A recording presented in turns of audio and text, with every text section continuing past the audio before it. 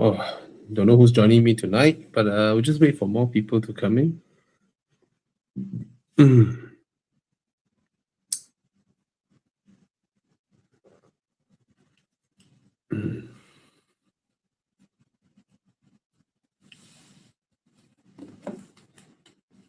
Oh, we have 23 people now. Hello, good evening.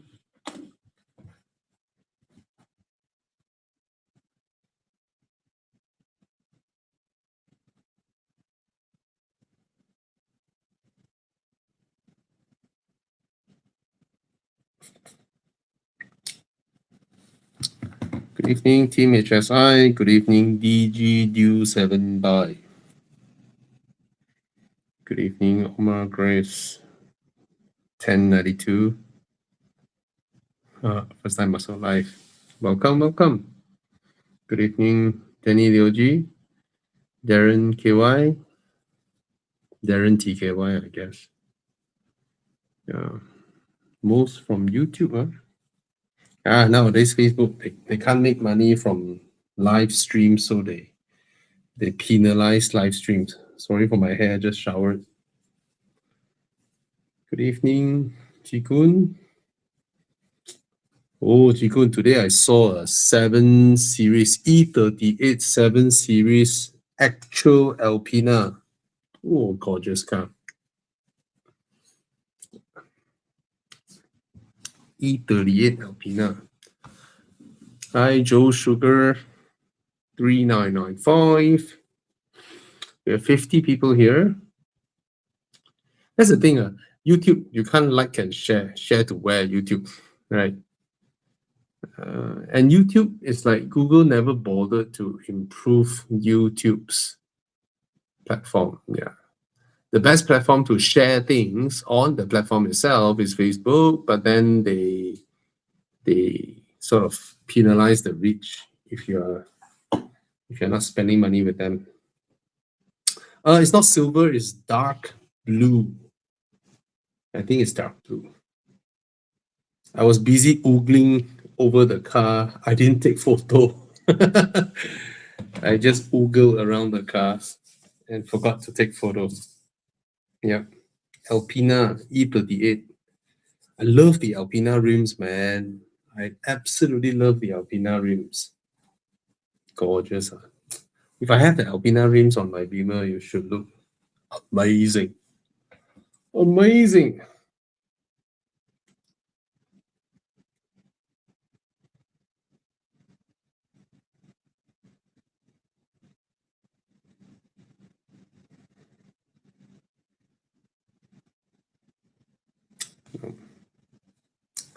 Anyone else? 53 people here.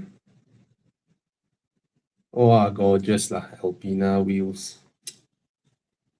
Cantik. Fuyo. Guys, look at that.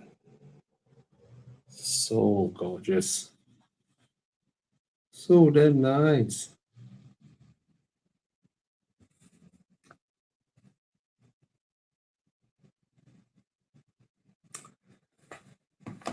Okay, Danny Liuji have this question. Hi Bobby, do you think China automakers can overtake the Japanese giants one day? Actually, someone suggested me to record my Q&A. How to record my Q&A? Like that. Sorry, I'm holding a phone. Hi Bobby, do you think China automakers can overtake the Japanese giants one day? Can they build the brand loyalty and identity to the Japanese? I think the era of brand loyalty is gone. So in the past few years, we see a sudden influx of Chinese cars where we haven't even heard of the name. Maybe they themselves in China haven't heard of it. And then the brand is launched and then everyone's buying, right? The best example is Omura Jeiku. And then iCar came. And then, and of course, Zeekr came, right? They're selling left, right, center everywhere now, and Jetour as well. So what this has educated global consumers where Chinese cars have arrived is that because you do not know the brand, you have no knowledge of what it is. You approach the brand with 100% curiosity.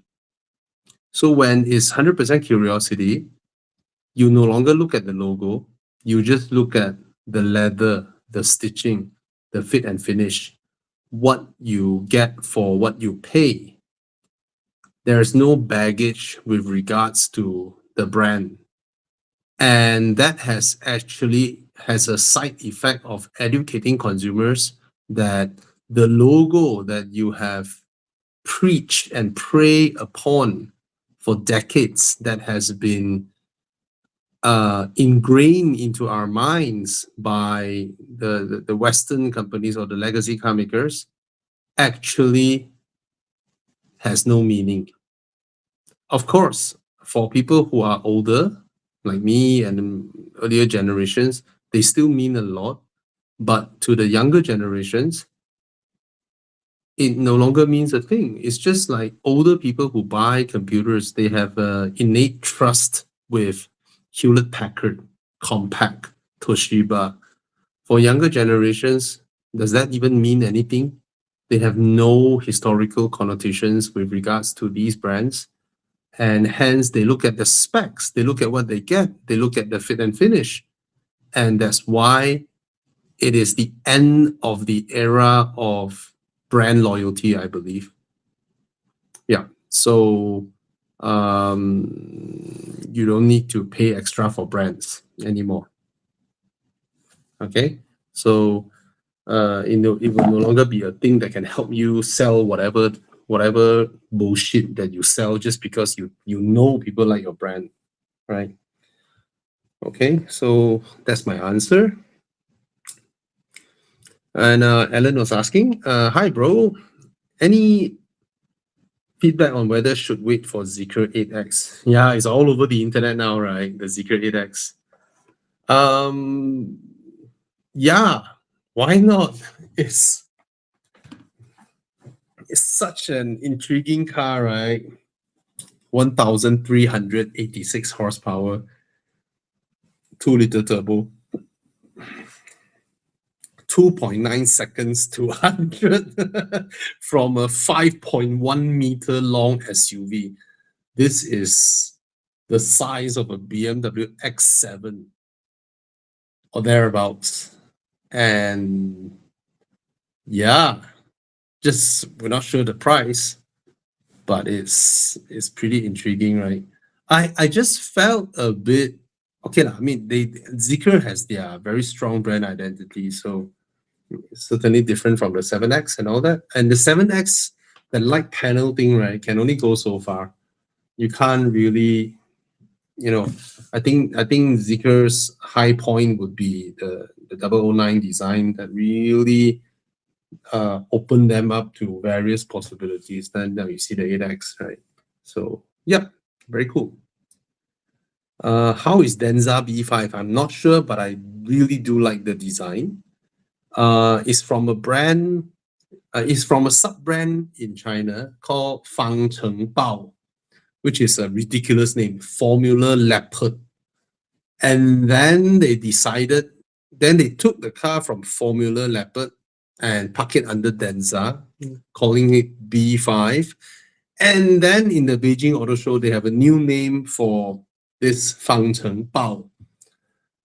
Bao in Chinese means leopard, right? So Fangcheng Bao's English name now, or global brand name, has been changed to just Formula, which is a lot palatable, I would say, for normal people.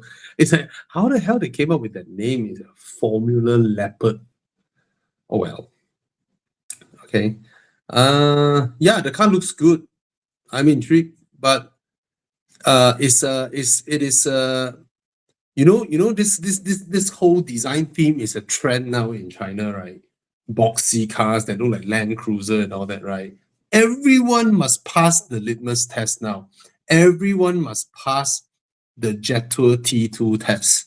How much are you offering from a T2, and see what price you are, because the T2 is a market spoiler, right?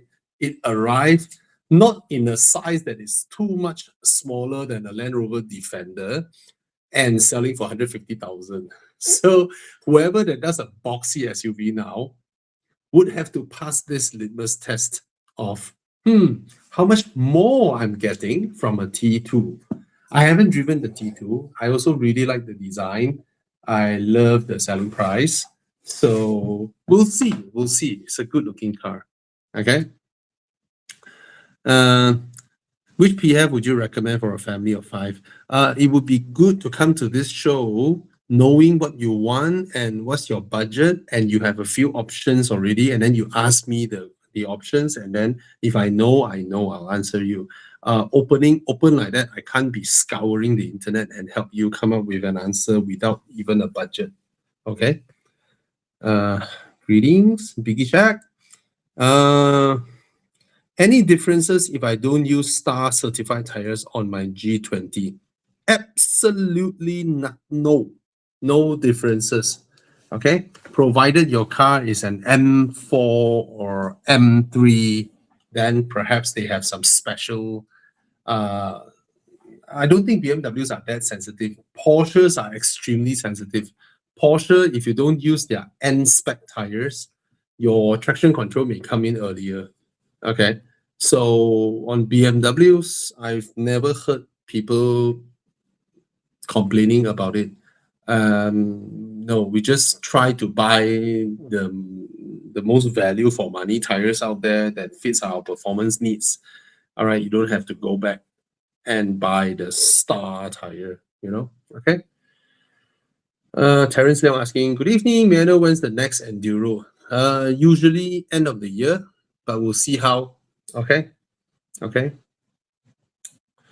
Hi Bobby, what's an upgrade for XC90? I think there's plenty now, right? That's the thing, we always associate upgrade with, I'm ready to pay more. Do you want to pay more? Do you need to pay more? Right? 8X and 9X is coming, the Zeekrs. And then I just uploaded a video of the Hyundai Santa Fe, which is pretty awesome. I'm not sure if it's an upgrade or not. That's the thing. This goes back to our discussion of brands, right? If the whole brand thing is out of your system, you don't need to look at the logo anymore. Why chase the logo, right? Do they mean anything now? To me, it means nothing. Seriously. Okay. Would EV still be a good buy for condo owners without access to personal charging bay? Actually, I would say yes. It's all right. Just take note on. Actually, no, it's still cheap. And now petrol is so high price, right? So yeah, why not? Why not? Of course, if you have a charging bay, it's better lah. But then even if you don't have, okay, do you have a good friend who stays in a landed property? Or there's a landed property near you, it's like, bro, can I sponsor you a charger? Just allow me to charge. Anyway, yeah, I think our charging rates are pretty reasonable. Those public AC charging rates.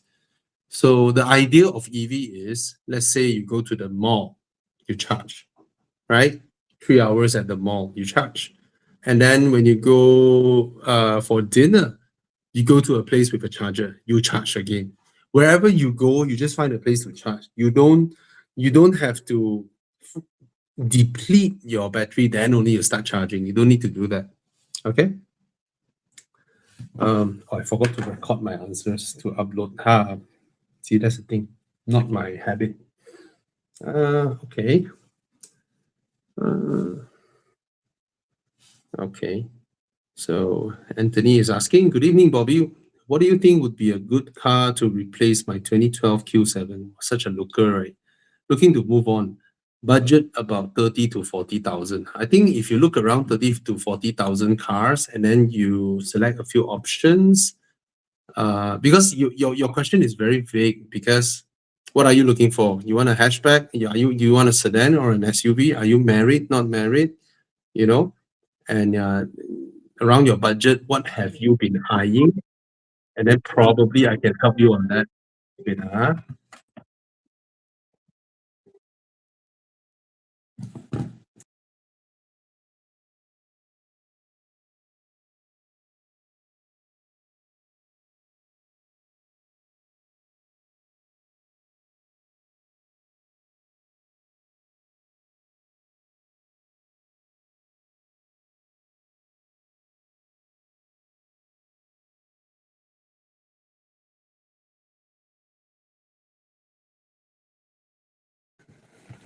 Sorry, my neighbor.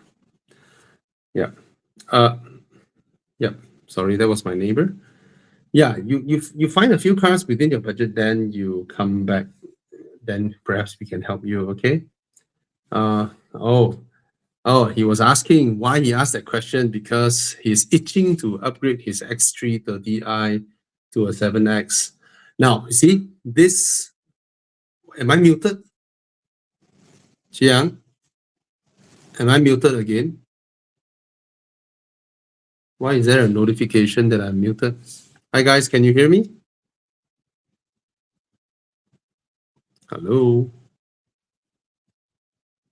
Uh,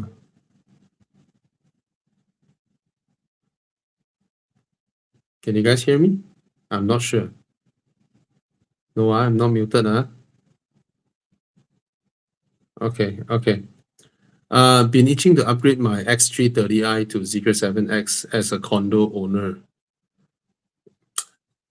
This comes back to I've always been saying this, okay? Don't buy a car just because you felt the itch to do so. Okay? If your X3 is still wonderful, continue using it, right? I'm not saying don't buy, but if your car is perfect, is there really a need to change it now? And moreover, if you don't have an immediate need to buy a car now, the 7X updated one with the 800-volt architecture should be coming in, right? And then there's the 8X. So yeah, provided your car already like you really wanted to change the car, then of course go ahead. I think the 7X is a fantastic option. Good taste. Probably long queue now, I'm not sure. All right. Okay. Thanks for letting me know that you guys hear me. Just that I saw a notification just now saying that the host muted me. Okay, the questions are pouring in. 157 people here now. Hi Bobby, is a Camry 2020 still worth it? Looking for a daily? Yes, buy. Okay. Hi Bobby, how would you differentiate the suspension comfort levels of a BYD Seal6 and a G30?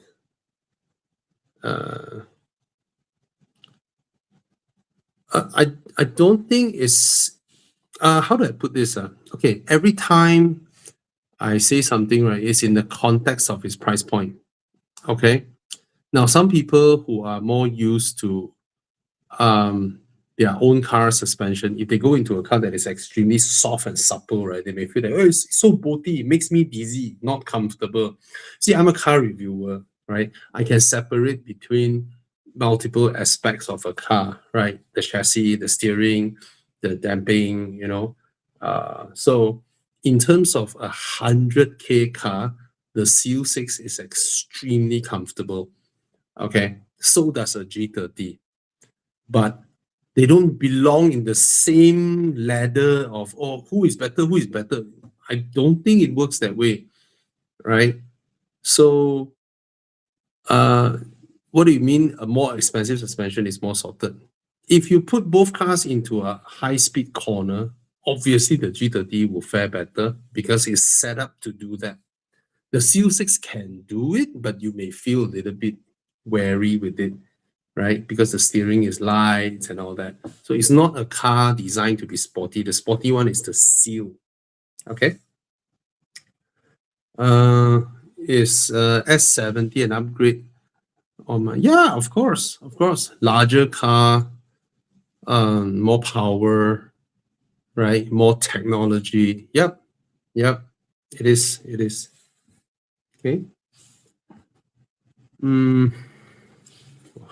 Hands are tired holding it. Okay. Okay, I'll speed through some of the yes/no answer very quickly. Is a Harrier worth it? Yes. BYD Seal demo unit 138K. Yes. Buy. 330i 2020 is still worth it. 132K. Yes. Buy. The auto fire extinguisher you advertised, I didn't manage to PM you on Horizon. May I know how much roughly is the price? Just PM. You understand PM or not, Biggie Shack? Do you understand what is PM or DM? Just DM us on Instagram, okay? Chiang, you don't need to highlight what I was talking. You don't have to. I will choose what I want to highlight, okay? Okay, my run flat tires are due for replacement. Okay, my run flat tires are due for replacement. Would you recommend going non-run flat and treat it with tough? Of course, of course. My BMW came with run flat tires, and when I learned of the replacement cost of those tires, I'm like, no way, man, no way. Because in Semenanjung, I mean, at least I'm from Semenanjung, right? I mean, we're never too far away from a. I know run flat works differently from tough. Okay, I have to explain this. Okay, run flat, it isn't nail proof, right? Nail will still puncture it.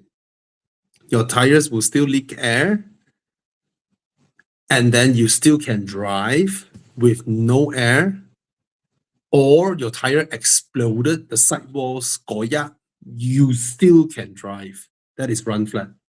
Okay. So run flat is for extreme tire failures and you won't die. Okay.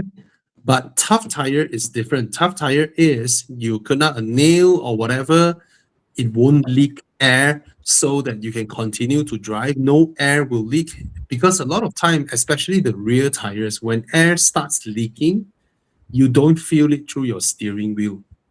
And after prolonged driving with a lower air pressure, your tires may sustain damage or uneven wearing and all that. So the usage of tough is different from run flat. All right. But run flats are so expensive. Tough tire, right, is like 100 plus ringgit per tire. So it's very affordable.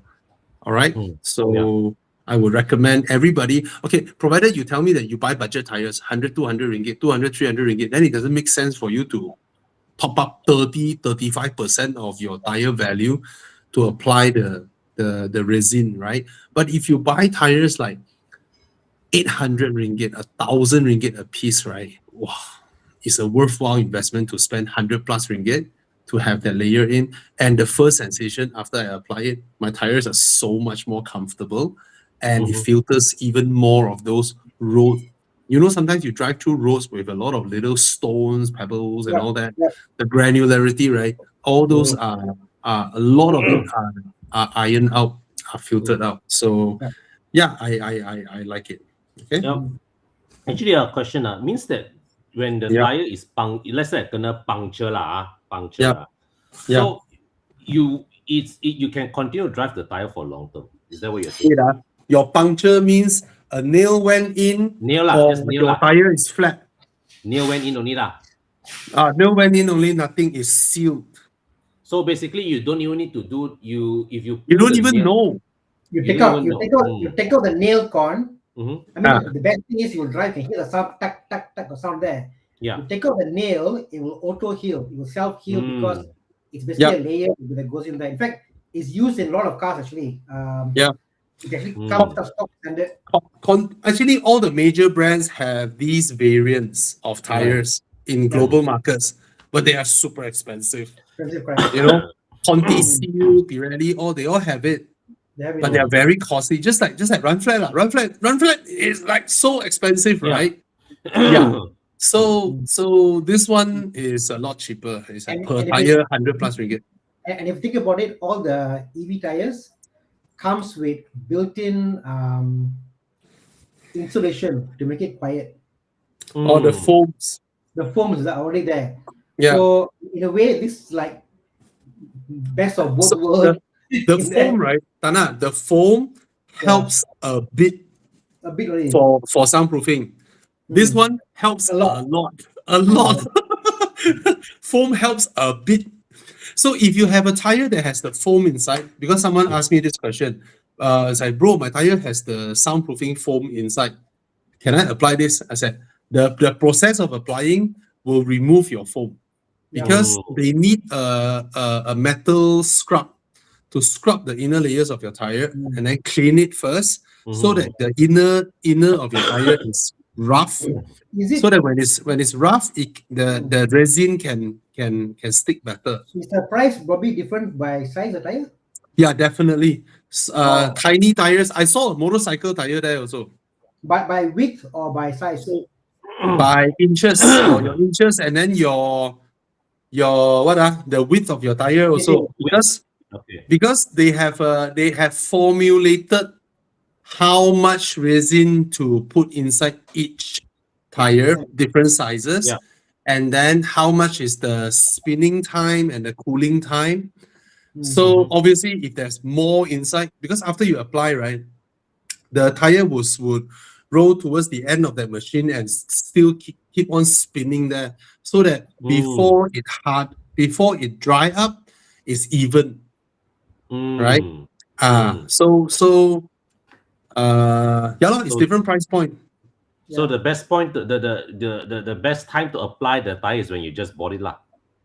Up to you lah. You heard of it? Hey, my tire still new. Okay lah, you apply right? And the variation in pricing is like from 110 to 170, 180, depending on size. But the pricing only includes the chemical, right? The application cost is separate. Everything. Oh, okay. Then very reasonable. Yes. In fact, this actually, if you actually see off-road solution, they actually have for off-road solution. People actually because you can't puncture tires off-road, so they just put it there, they seal it, and they drive it. So it is a well-established process. The reason why I think it's not big in like commercial tires is the packaging. Currently, Michelin, whatever, they sell tires. Tires are still stored in the house. Yeah. Within a year, 6 months, they cannot apply to sell because it's a process versus a product. Yeah. So because package of delivery is not there, they cannot. Michelin and Conti can never sell this product because why? It's by installer by installer. It's two different things altogether. So that's why it's not with the tires. Other than that, this is a established thing they use across the world for many years abroad. It's a fantastic thing. It's a fantastic thing. Yeah. You know. Yeah. I think it's. I heard abroad, especially when they got different weathers, they noticed that when using this product, lengthens the wear of the tire tread because now it's more even, it's more it absorbs a lot of vibration, it's deeper, whatever. Because you talk about, let's say, PS4 versus what do you call this? What's the comfort one? Primacy. The difference is the sidewall, correct? The thickness and thickness, correct? But the bottom part, we don't talk about it, correct? This makes the bottom part stronger. So you actually get longer wear, longer use of the tires. So it's a no-brainer if you're using a decently good tire. Your tire has to be expensive enough to make it worthwhile. But again, having a puncture tire is never a good thing, right? Regardless of the price of your tire, right? Let's say you're driving up, you need to be at Penang for a meeting, right? Somewhere after some rest house, ayo, your tire puncture already, air come out already, flat already, So in essence, whether you're in another way of saying it, whether your tire is expensive or poor, doesn't mean your time isn't worth it, right? You don't. Right, you don't want the downtime, right? And then same goes with our auto fire suppression thing, right? Some people will say that my car got insurance. Yeah, your car got insurance. Imagine from the day it burned until the insurance pay out, your downtime lack of car, still Bobby, paying the bank. Yes. Let me rephrase this. What if your car have insurance? Say for they give back the car to you, you know. They fix the car and then send it back to you. Walao. The car Right. insurance now So gone. it's But insurance the give back the hassle. car. Oh my god. You see, everyone with a not special car, when I say special car, I mean something like Supra lah, Porsche 911 lah, or GT3 or something like that, right? If your car is not a special car, right, after someone help you put out your fire, I don't care whether it's a BMW 7 Series or 5 Series or whatever, nobody wants it anymore. Correct. Because you saw your car with all the white powder in and out of the car everywhere, every nook and cranny, right? And then with the burnt plastics, the wirings and all that, the charred paintwork and all that, right? Nobody wants their car anymore. And you are begging your insurance to write it off. And then your mind thinks that shouldn't have put out the fire at the first place. Yeah, Right? please. You'll be like, hey, please burn it down, burn some more, burn some more. Yeah.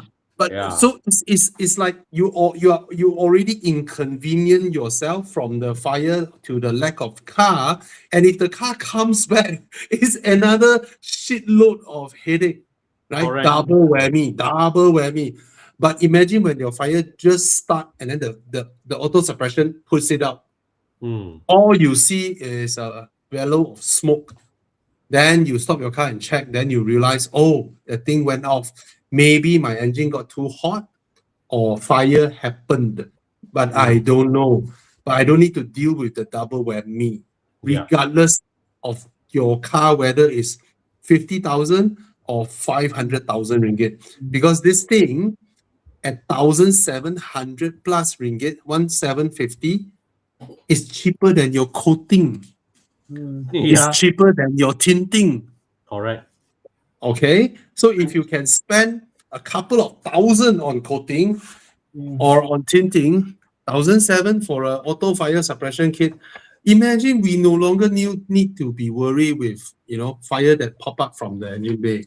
All right, and of course we no longer need to worry when a nail puncture our tire and then air leaks out and then we are stranded on the side of the road, have to change tire and all that.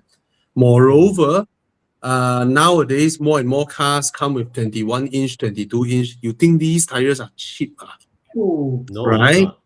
When you lack air, you have uneven wear from a new tire.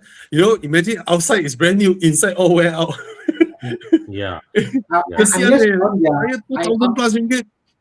I'm on their website, Bobby. Tough Tire. I'm talking to you. They made their chart of differences.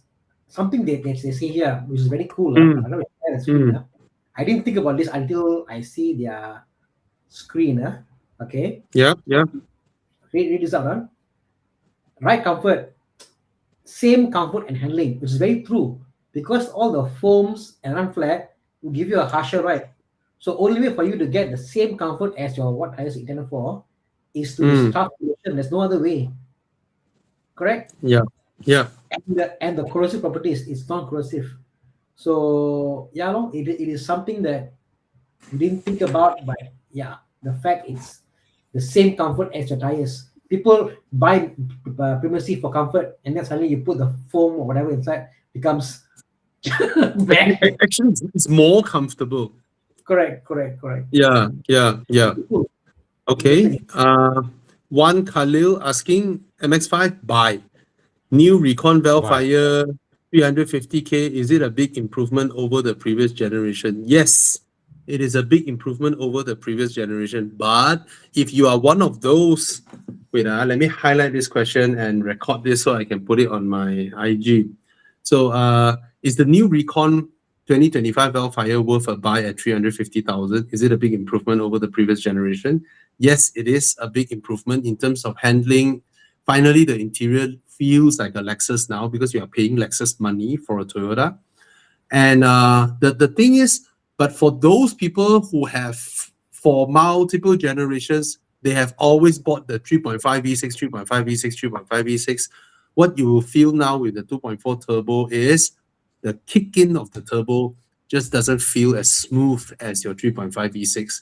but I reckon the difference in road tax is worth it.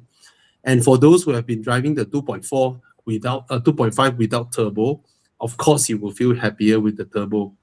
But then again, if you're someone who always use your Wellfire for outstation trips and all that, then maybe yes, up and down, up and down. But if you only use it in the city for this 350k, look at the electric MPVs, okay? And I just test driven the Xpeng X9 that day. Oh, I like it. I like it. Now the 009 in terms of absolute plush luxury is unbeatable. Nobody can beat that one. But in terms of driving it yourself, the 009 when it's in comfort mode is too soft. Okay. In sport mode, it's a lot better.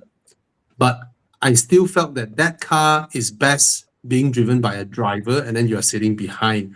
For those who like to drive it yourself, I think the X9 is actually very nice. And the X9, if you have an active lifestyle, the third row can fold flat into the floor with a push of a button.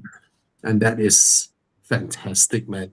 And it drives really well. So do not count out the EV MPVs if you don't do crazy thing like morning go to Penang, afternoon you have to be at JB. If you don't do this kind of thing, right? Just in the city with your kids, school run and all that, I would go for the EVs. Okay. Yeah.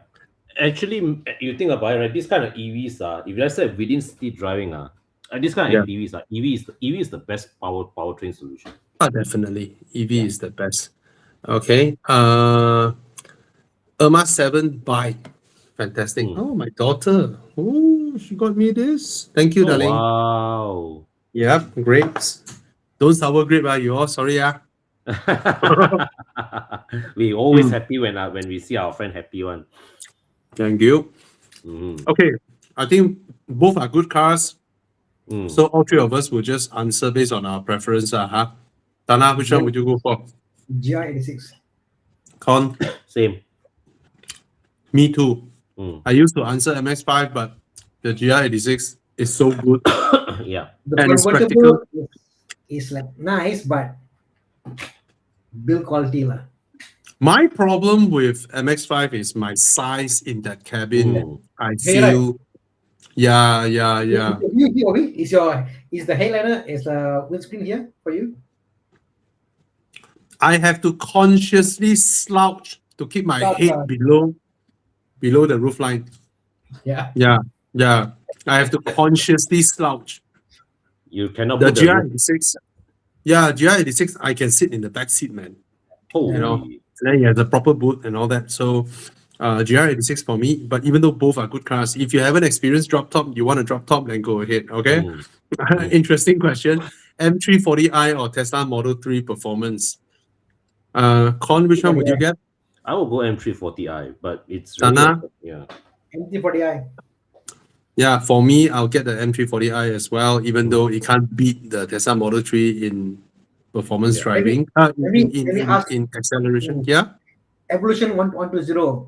Can the Tesla Model 3 do 240 km per hour sustained driving KL to Penang non-stop?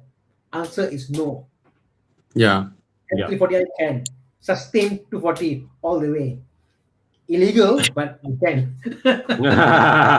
Bro, the day I drive the Model 3, right? The first 10 minutes, I want to pull my hair out. Why? How to shift gear? You shift gear from the screen. Bobby, you must change your mindset. It's not a car. I'm now a passenger in a fridge, and I must tell the fridge, please go forward. Please go reverse. But that being said, Tesla is the best driving EV sedan. Best handling. I mean, put aside Taycan.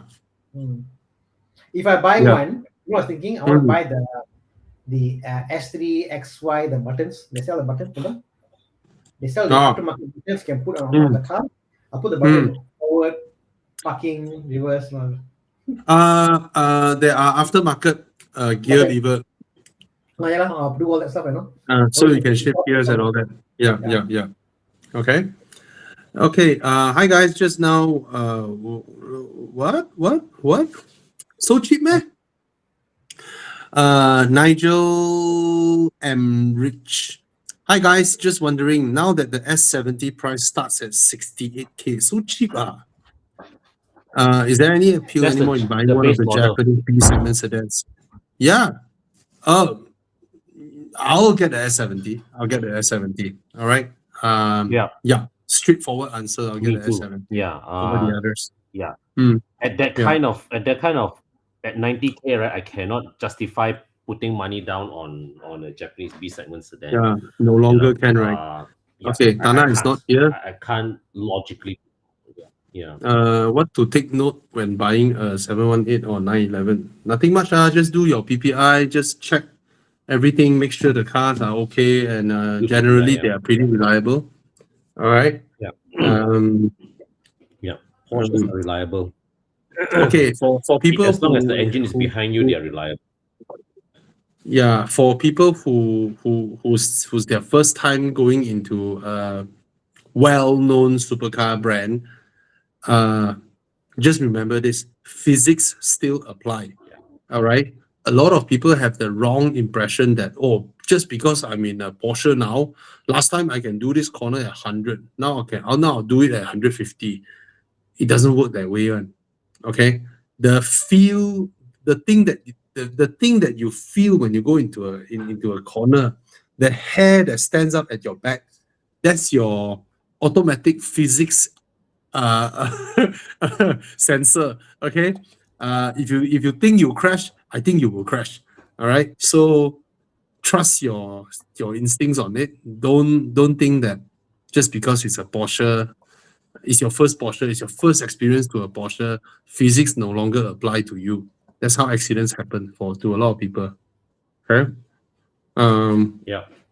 What's wrong, Con? You're not lagging. No. I just I thought. Okay. Okay. Good. All right. Great. Okay. My wife is planning to upgrade from a Myvi to a WRV. Well, if your wife likes the WRV, then go ahead, lor. But Yeah. she is not upgrading. The logo, She's not. the logo may be an upgrade, but I would recommend, how to put this, since she's buying a second-hand WRV, how much is the second-hand WRV? That's a very good question. I think I wouldn't call it an upgrade. I think In first fact, of all, I think yeah. In terms of In fact, space, right, it may be a downgrade. Yeah. A HRV is more of an upgrade in my opinion. Yeah. Hey, it's not cheap. Yeah. The cheapest I can find is like 70,000. 67,000, 70,000. Yeah. Yeah. It's not cheap. The WRV to me, in my opinion, it is at best a Pro Duo Ativa rival at best, and an Ativa also is already not a great value for money car. All right. So Yeah. I mean, yeah, if you're moving into a WRV right at the bottom of 60 something, I think it's still okay, right? And what is that? And 65 still gets you what, a 2024 WRV. Yeah. So I'm just curious, what HRV can you get for the same budget? No, HRV, same budget will be the old HRV, not the current HRV. Oh. But how old is the HRV? 2022 will be the previous HRV. Okay. Around the same value, around the same value, 70K, right? Is the previous HRV. Okay. Oh yeah, 2021, Which is the more spacious HRV, right? Bro. The previous HRV is more spacious. Yeah. The current one, the previous one has a larger boot and all that. Wow. Yeah. But the current HRV looks bigger outside though. But I like the old HRV shape better. Swintia, if your wife already likes the WRV, she likes it, right? Then Then go ahead, because Yeah. she likes it now. There must be a reason she Yeah. don't want a Proton X50, HRV. right?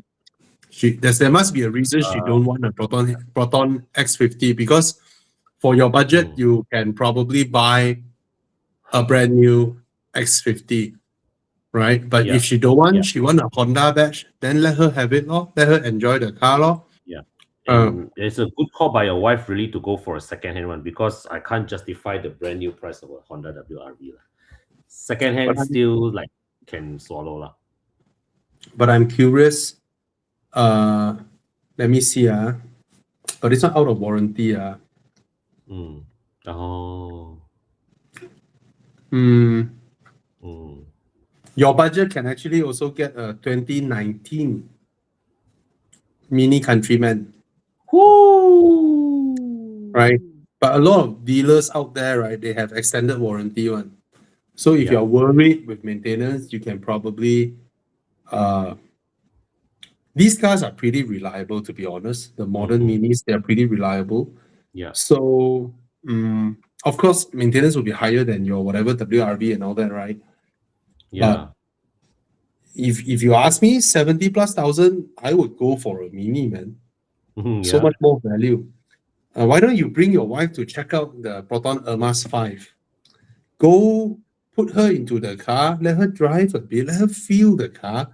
Then she will come back to her senses, what she touch, what she see in the Ermas 5 versus a used Honda WRV. Because to be honest, the Honda WRV is a car made for the Indian market. Okay? Yeah. And the whole car is actually very, very plastic. It's like a jack-up Axia, to be honest. I still can't accept how can that car be sold at 100,000 for the top spec. I cannot win that way. Yeah. Absolutely cannot. Okay. I'm gonna scroll all the way to the bottom, because I think we are very far behind. We are like almost 30 minutes behind from when answering questions that were posted 30 minutes ago. Okay, I'm just gonna scroll to the latest one, and then we speed up a little bit from here. Okay. Emeya or Taycan, both are great cars. Wow, good question. Yeah, personally, I will go for the Emeya, because the Taycan is a really sporty four-door car. Ngam can sit a person behind. Has proper boot space. Yeah. It's not comfortable sitting behind, to be honest. And the whole car feels very tight for me. But of course, it's very sporty. The Emeya can do the sporty bits, but it's so spacious and comfortable. However, these kind of sizes, right? The car size, right? The Taycan size is just nice to zip around and drive around. Emeya is genuinely huge. So when you drive the car, going up parking ramps, parking and all that, right? You will start having the feel of, then it takes a lot of toll on your mental power when you drive these cars of this size. This is something real for people who would daily drive cars like 7 Series, 5 Series, the new 5 Series and all that. Big, bulky cars, right? Is fantastic. But to drive them day in and out, compared to a smaller car, a tighter, compact car like a Taycan, they actually takes more mental stress off you. Okay? Yeah. Wow. Why? Sorry, I was coughing. You okay or not? Yeah, I was just recovering from a flu today. Yeah. Hey, if you're not feeling well, you can go rest, bro. Okay lah. I have a bit of time to spend with you guys here. So, what did you saw? Simple one. Eric, AMG E43 or CLS 450. E43 for me lah. If the CLS, this generation CLS feels very, very unresolved. So it's 2017 AMG E43 or 2018 CLS 450. I think both of us will prefer the E43. Yeah. Agree. Yeah. We prefer the E43. Okay. T Ashraf, C43 Coupe AMG. Is it a good car? Is 25 pilot, just married last year. Congratulations. not planning to have kids in the near future, or Audi S5 better? Too many M340i around. C43 Coupe is not a bad car at all. Yeah, go ahead. Yeah, go for it. Go for it. 25-year-old pilot, married Go for it, last man. year, Well done. not planning to have kids in the near future. Wow. Amazingly successful, a 25-year-old Yeah, well done, man. Well done to pilot. you. Well done, bro. Well done, well done. Yeah, if you like the C43 Coupe, go ahead. Yeah. The only thing that the Audi S5 is better is the interior is fitted nicer, lor. Mm. But if you ask me which car looks more happening, I think it's the C43 Coupe lah. Yeah. Audi looks too sterile sometimes. Okay? Yeah. Hmm. Audi is boring now. Yeah.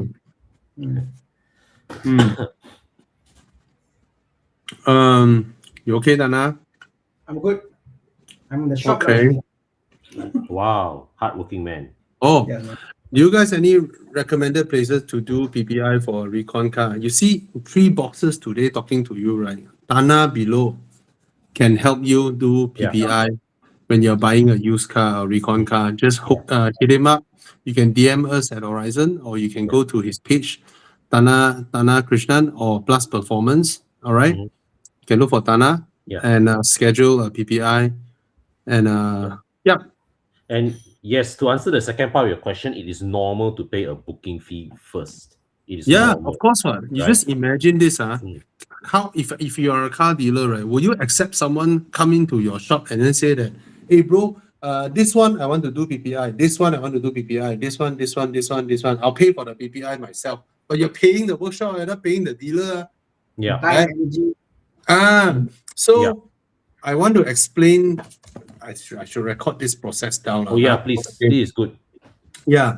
So guys, when you go buy a used car, right, it's unfair to just tell the dealer that, oh, I want to send this car to do a PPI first. Huh? Why are you asking for a booking fee before I do my PPI? It doesn't work that way, you know. When you're buying a used car, you have to understand this. It's a used car.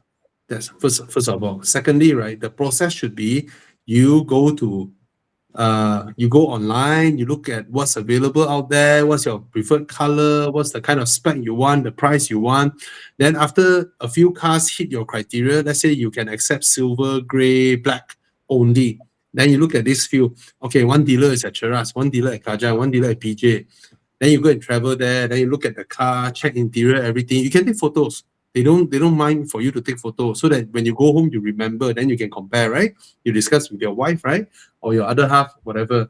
Then after that, it's like, okay, I think I want to, I'm serious. So if you're serious, if you're buying with a loan, prepare all your documents, all right? Prepare all your documents, hold them in your hand, show them you are serious with the purchase. Photostat your IC, your driver's license, your bank statement, everything. You prepare how many set, however many set you want to apply, you just prepare lah, right?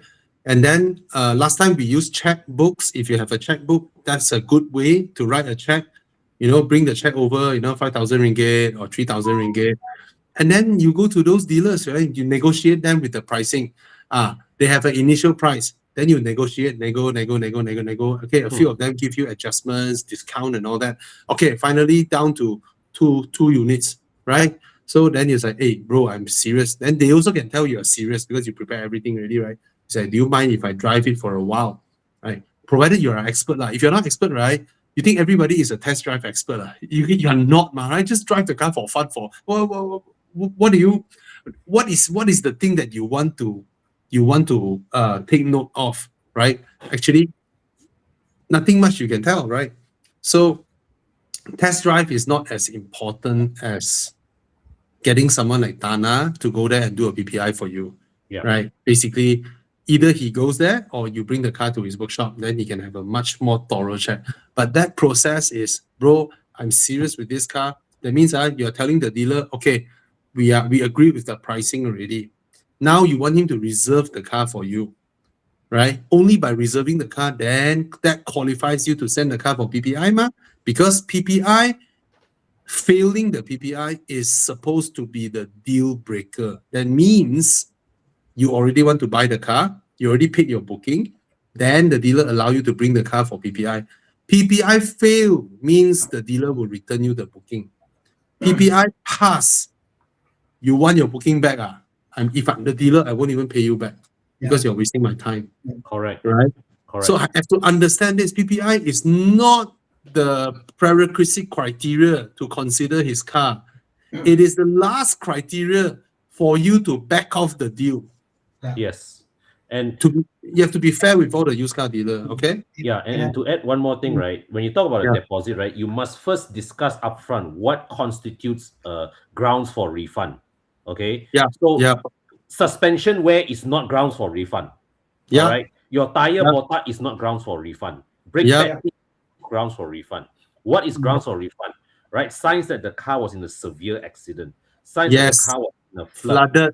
Right? Engine leaking oil severely, white smoke, all that. Right? Like chances that, you know, that if the PPI reveals that this car in 2 months will need to change engine, yes, that or change gearbox, that is grounds for refund. Serious failures, impending failures, right? That's the grounds of backing off from a deal. Correct. Usually PPI is deal already, just to make sure no major issue. Yes. Okay, so for those of you looking for used car, you can look for Con. From my end, the PPI has got a little different notation to it. Whenever there's an issue with the PPI, when I say issue, I think we find to say that this needs to be replaced or changed. Some there, except some of them got issues. They use it as a leverage point with the dealer to say these are the things. Can we now talk to those? A, they will repair those things to make sure it's up to certain mark. Or B, they give a discount. Or C, they say, yeah, these are things that is non-negotiable. I'm not interested. They accept. You know. And from my experience, I think 2 out of 10 cars actually I say don't buy because don't buy, don't go ahead. But the others, they go back to dealers and the dealer will say, "Man, I have my own mechanic. We'll fix this for you. Are you okay or not?" So it helps you to, I guess, get a better car, you know. Servicing, you know, they will do all that for you. Okay.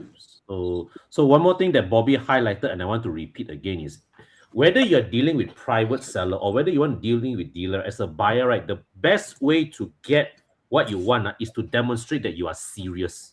Means that it's like, you know, you go and deal with them with sincerity. You're ready to put money on the line, and don't be too nasty lah. Don't be too try to one up people. No need one. What you want to do is that, right, at the end of the day, you want to secure the car at the best possible price. Right? So you want to play to human nature. And the best way to play to human nature is don't be nasty to people. Be reasonable. And chances are... Okay, just to answer Jason Tan, dealers will have their standard booking form, right? Your name, blah, blah, blah, what car model, blah, blah, blah. Okay? There's a lot of things you can add in. When you decided to ask him to block the car for you, right? You and him can have, okay, if like that, okay, then you write down. Or you ask him to write down. Or if their booking form is office computer generated, make sure it's typed there. Right? Yada, yada, yada, yada, this is the condition, then he can back off. Right? In case of you can back off, right? Or a simple one, you can record a video.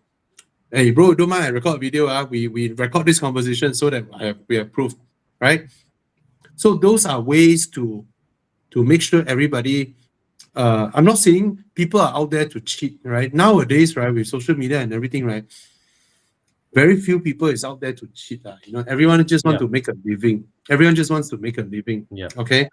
So you can put it in black and white. You can have video recording of what he promised you. You both, you know. Then make it a deal that is happy for both sides. Then that's the better. Correct. Huh? It's about win-win lah. Okay. It's about win. Yeah.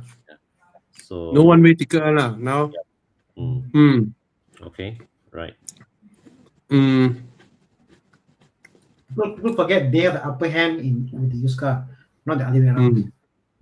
Yeah, it's a used car. Irma 7 or iCar V23, I would say both cars are good cars. Irma 7 is very utilitarian, right? Yeah. It has a nice, comfortable interior, blah, blah, blah, blah, blah, everything.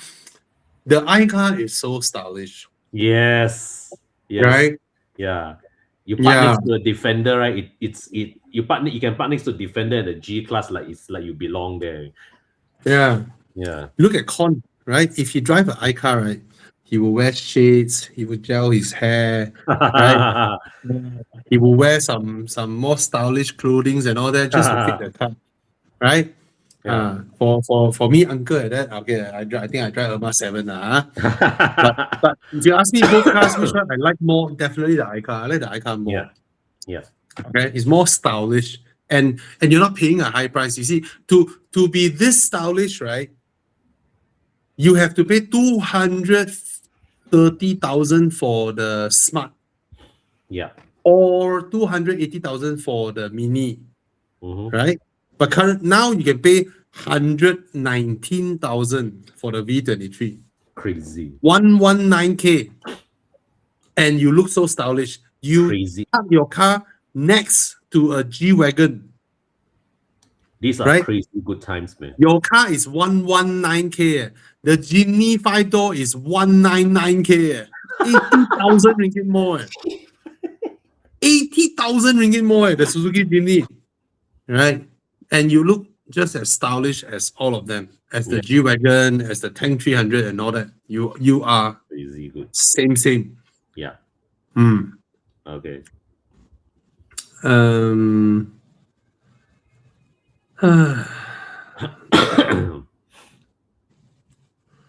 Okay, this one. So C10 I haven't, Plus. I haven't test driven the C10 Plus. That day they passed me another C10 again. So I thought it's a C10 Plus. Then I drive, same shit. Then I realized, this is still the C10, but updated with software updated a bit. Okay, so go ahead, guys. You go ahead. Yeah, my friends all come kacau. Anyway, so the other day I drove the C10. I thought it's a plus, but it's not a plus. I've driven the G6 as well. Now, personally speaking, I prefer the design of the C10 Plus over the Xpeng. But last week live show, I think I remember I answered this question. I said, don't compare Leapmotor and Xpeng together. It's an insult to Xpeng. Why? Because Xpeng is a different company. Xpeng invests a lot on full self-driving, really advanced self-driving tech, robotic tech, right? Drone tech. Xpeng is a totally different company from Leapmotor. Leapmotor is in China just to sell car, right? Leapmotor is like what? It's like trying their best to compete with BYD, see who can out-cheap one another. I see who can cheaper. You think you are cheaper? Let me be cheaper than you. Leapmotor is currently the number 3 highest selling Chinese brand in China. Number 3, EV. Leapmotor is no joke. Okay. But in terms of driving tech and all that, I think Xpeng has the upper hand because the Leapmotor's adaptive cruise control is really so-so only. Really so-so. Okay. So I'm curious how much they can improve in the C10 Plus. Okay. I don't think both companies are of the same level. Totally different. Okay.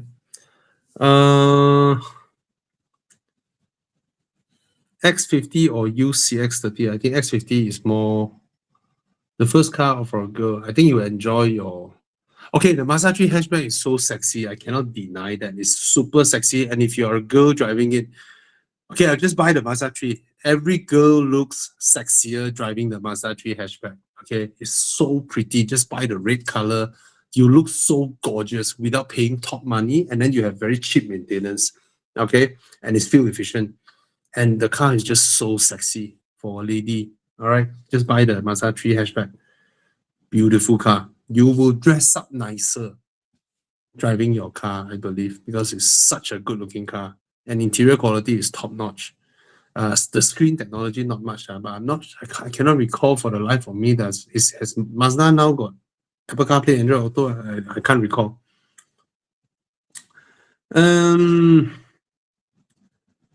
Okay. Hi guys, budget around 80,000, S70 or Mazda 3 sedan. S70 is more spacious, more comfortable, more boot space, more things to play with. Not as sharp driving as the Mazda 3, but more comfortable than the Mazda 3.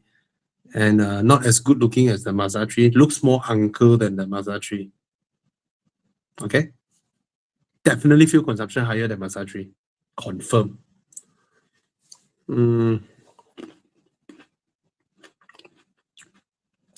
I will go for T2. Yeah. I will go for T2.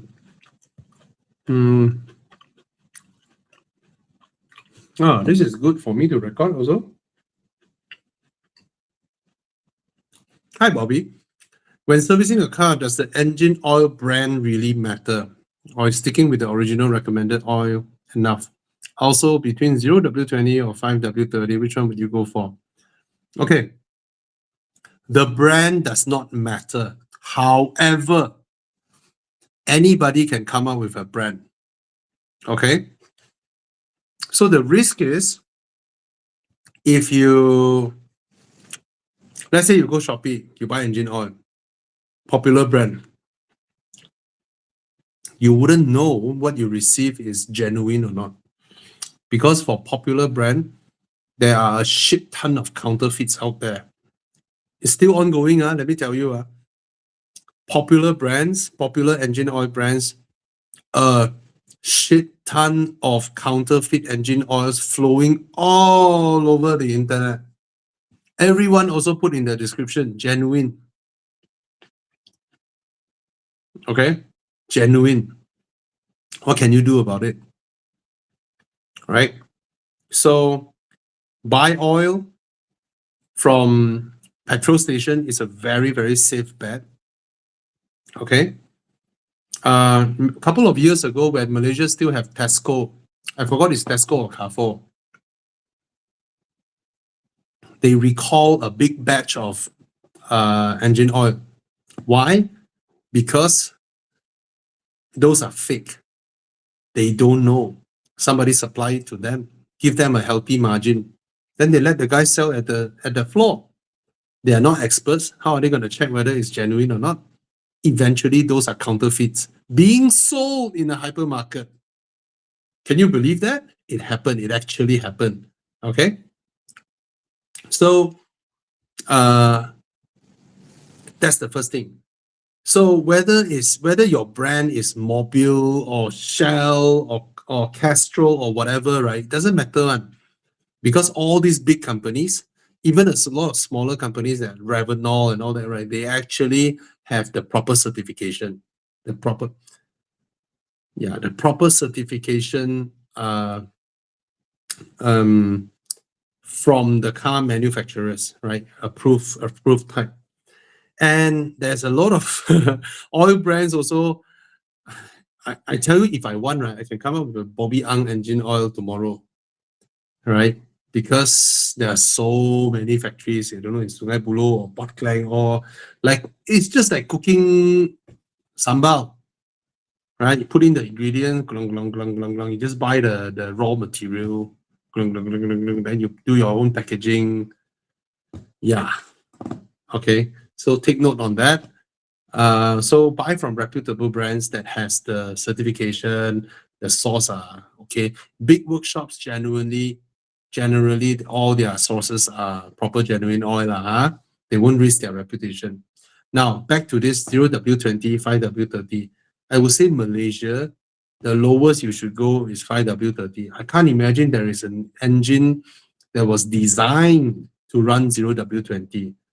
These extremely thin engine oils, right, is just to let you have the perception that your car is very revs happily, feels more powerful, and fuel consumption low. But for our weather, reliability's sake, I will stick with something thicker like the 5W30. 5W30 is the very, very popular viscosity for performance cars, performance sedans, your BMWs, your Mercedes-Benz and all that is pretty common, you know. Of course, many, many years ago, there was a BMW M5 that was specified with a very thick engine oil, 60. You know, is it 10W60 or something like that? Okay, so I would just stick with 5W30, and the brand doesn't matter, and expensive doesn't mean it's the best, cheap doesn't mean it's shit.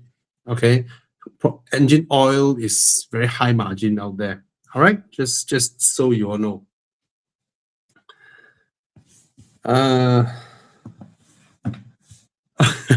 Yeah, the Santa Fe seat, right? The zero gravity seat is superb. Okay, okay. Sorry, wow, so many questions again. We have how many people here? I can't see. Oh, 234 people. Wow. Wow. Okay, I'm gonna drink some water first. Sorry. Throat dry. Getting old.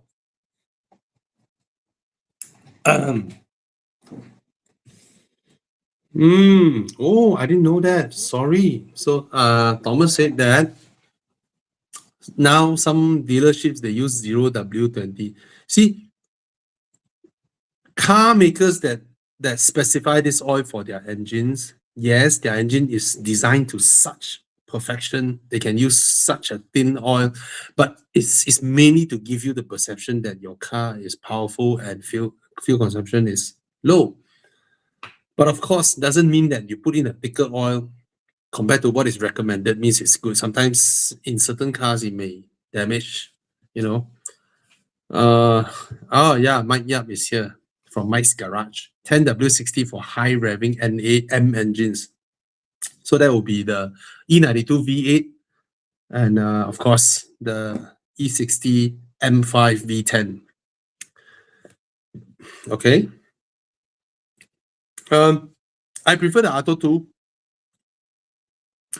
The Atto 3 is an older generation BYD product. If you go into the Atto 3, right, you look at its interior, right? You look at how the plastics were fitted, the use of material and all that, right? You can certainly tell this is an older car.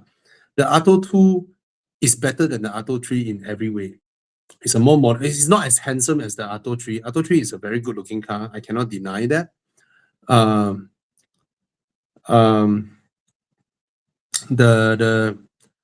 The Atto 2, in terms of fit and finish, in terms of how the car is engineered, I just felt it's way more modern. And I don't feel that the inside is tighter than the Atto 3. So I would definitely go for the Atto 2. Okay. Okay.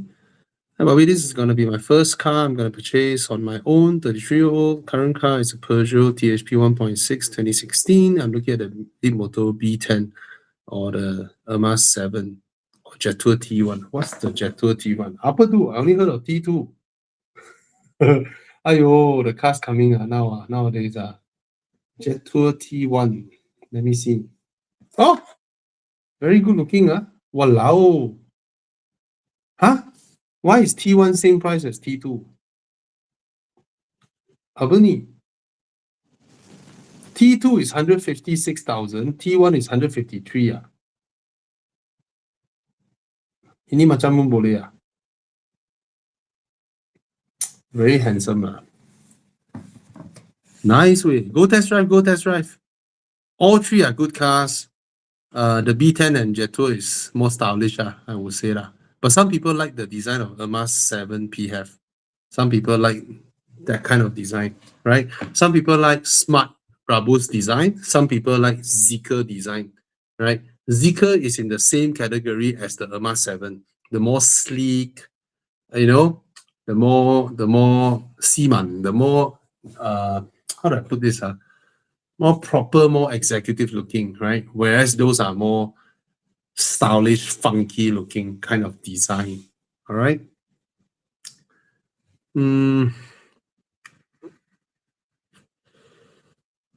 Interesting. So nice on Chinese cars now. 120K, 130K. You get awesome shit. Last time, guys, when the Honda Jazz first arrived in Malaysia. Okay, let's not talk about Honda Jazz. Let's talk about the Nissan March. The Nissan March from 2004, 2005. That car arrived Malaysia 130,000 ringgit. Then the Honda Jazz 140,000 ringgit. So nice being Malaysian.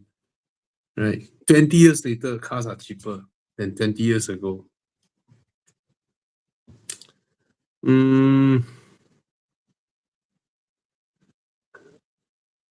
This question is like asking, Bobby, if you have a choice of buying a German car, which one would you choose? I would choose the SLS AMG.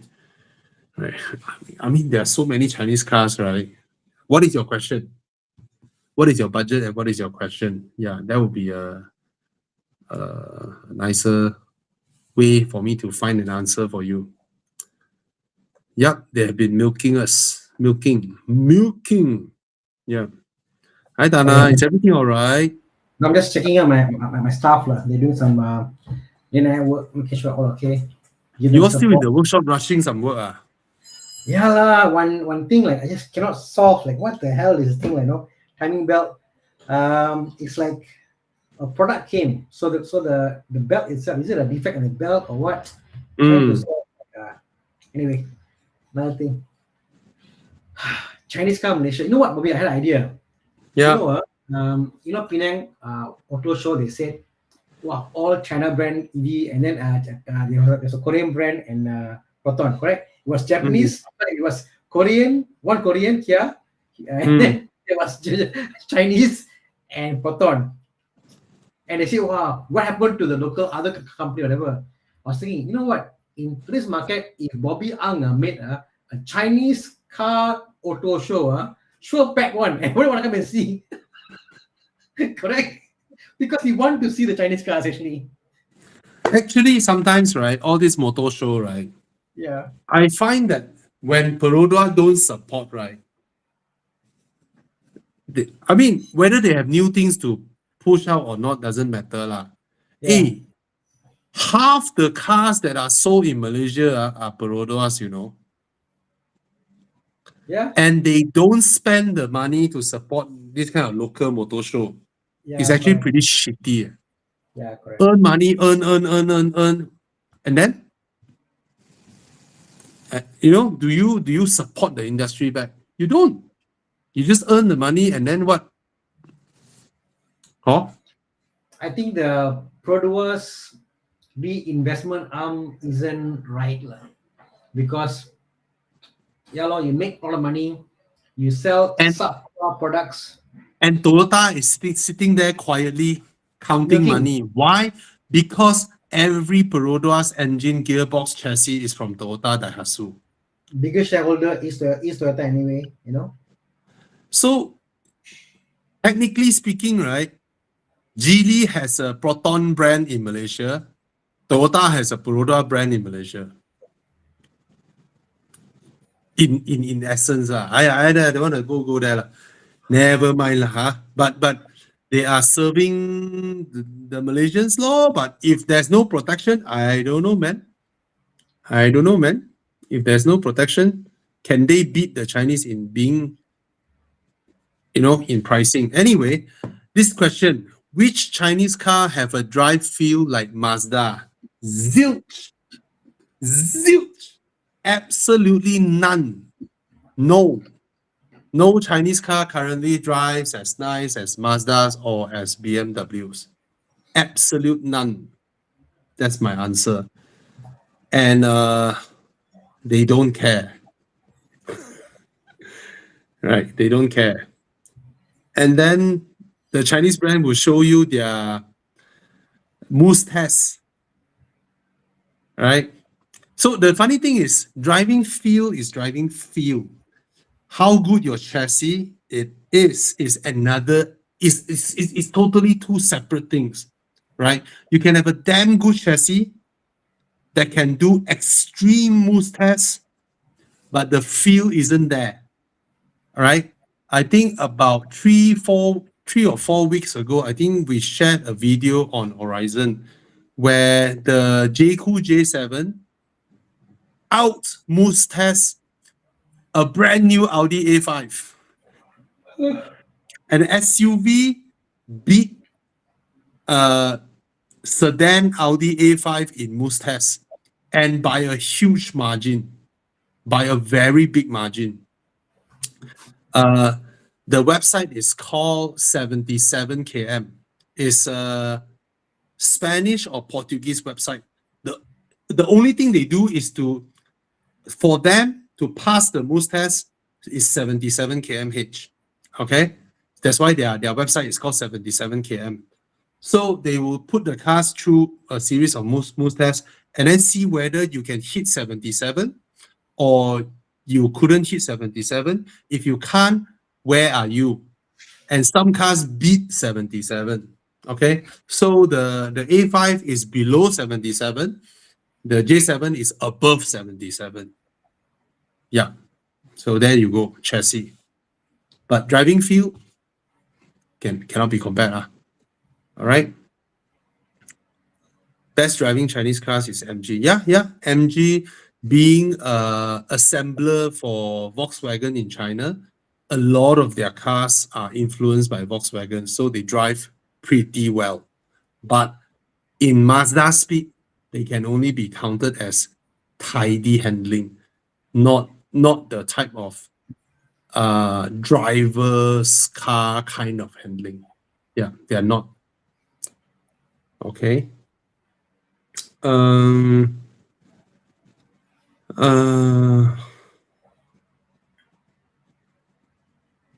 Dana, you want to answer this? For me, I will warm up my car when I drive. Depend when low. If early morning, I will definitely warm up the car. If early morning drive. If midday, whatever, get in the car. By the time you on your radio, wear a seatbelt. 30 seconds, okay, like I can drive, you know. But I won't push the car. I won't push the car, you know. Bro, I have a Japanese neighbor, right? He drives an Innova. Sometimes morning I bump into him. He's very grumpy looking one. Because he don't stay in the Japanese area, he don't need to behave like Japanese. You know, all the like that. He don't need to. He just open the door, and then you know he try not to eye to eye see people. Just walk towards his car, open his door, open his door. I tell you, he cranked his car, right? I can hear when the car zong that time, right? I can hear him dragging his gear into D and then throttle out, go out from the parking lot. his shifting of gear, right, is at the verge of the car firing up, you know. Terror, man, this guy. Absolute terror. Yeah. Toyota Innova for sale. Japanese owner. Meticulously maintained. You must, at the very least, let the oil go to your valves. Make sure your gearbox got what oil pumped up, you know. Hey, he has absolute trust in Toyota. I tell you. His car baru crank only, his gears in. Then throttle, heavy throttle. Then he's out. Yeah. I guess if you have driven Audis, high-end Audis or high-end BMWs, you notice that those cars have got a red line and it will change according to how warm the engine is. So the moment you can see that and drive the kind of cars, and you're like, oh, even the car tells me I can't allow to rev at this point because cars warm up. So because that's a visual sign, you know. So I think if you have ever driven those cars, you're like, oh, I understand now. Then you understand lah. You can still let go, but the car is warm. Yeah. So Ravin Bimani saying, my Mazda revs at 2000 RPM when I start in the morning, then it gradually reduces to 800 RPM after 45 seconds. Correct. You wait for it to come down, then you shift your gear, then you jalan. I do the same thing with all my cars. So that's a very good habit because when your engine oil cools down, right, it's actually stickier than when it's hot on. Okay. So you start the car, you warm up the engine, you let the oil run around the car, you're pumping everything, running already, everything lubricated nicely already. Then only you jalan. Actually helps your car a lot. Yeah. It's Maxwell has help. got a good point. Honda, I tell you, it's now 0 to 20, all the cities, all that. They use zero weight now. So it is so thin that you really need to warm up. A. B is I've tried putting like 5 W20 like, or 40. I mean, I prefer 530 I tried. And I'm thinking like, come on, 30 and 40 or 20 also there's a difference, you know? It Cannot. makes hell of a difference. On those kind of way, it's so thin the tolerance, it makes hell of a difference. So yeah, you know, Honda play. Honda, Myvi, don't play.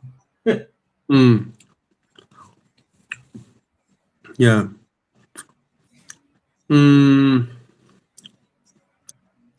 I mean, King Ready says, I need to work as close my neighborhood.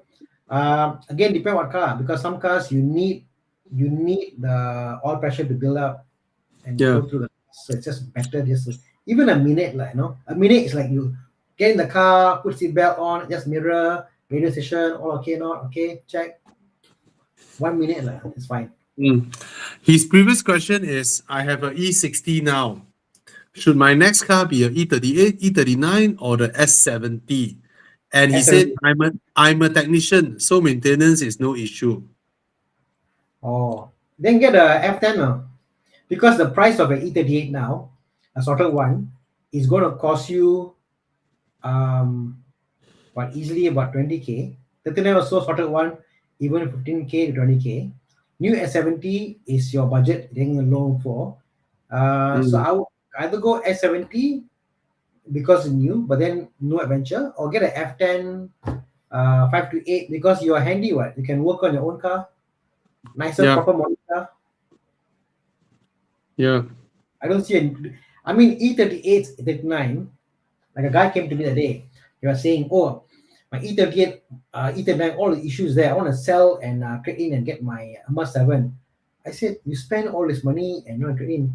But the reality is, we keep E39 because why? It is a car is nostalgic. It's fun to drive. It's a classic car. It is. You don't buy it because, or you don't keep calm because it's a daily car. It's not a daily car. No way can this car be your main car. You must have your staple daily cars. You can't do that. I mean, I will strongly against F10 3.0. I hate that car. So hard finding ECUs, high road tax, power wise, its NA is nice, but I just feel that the 5 to 8 4-cylinder is better for me, punchier, nicer. If I want to put up with paying a 3-liter road tax for not a lot of power, right? The car better reward me with the kind of old BMW feel. Yeah. Right? If it is a F10, oh my God. Sorry, so sorry. No, my problem is this will be the 535. I drove the 535. 535 is punchy, it's nice, but somehow the handling of 535 isn't as good isn't as good as the 538. The weight transfer is not my liking, But that's the only apa nama dia 5 series. I think it's better in a 4-cylinder than a 6-cylinder. Yeah. F10 because the front of the F10 is so light, so it somehow it's just better than a 4-cylinder. Yeah. You get what I mean just now, right? If I want to pay 3-liter road tax for no turbo, I might as well be in a E38 or E39.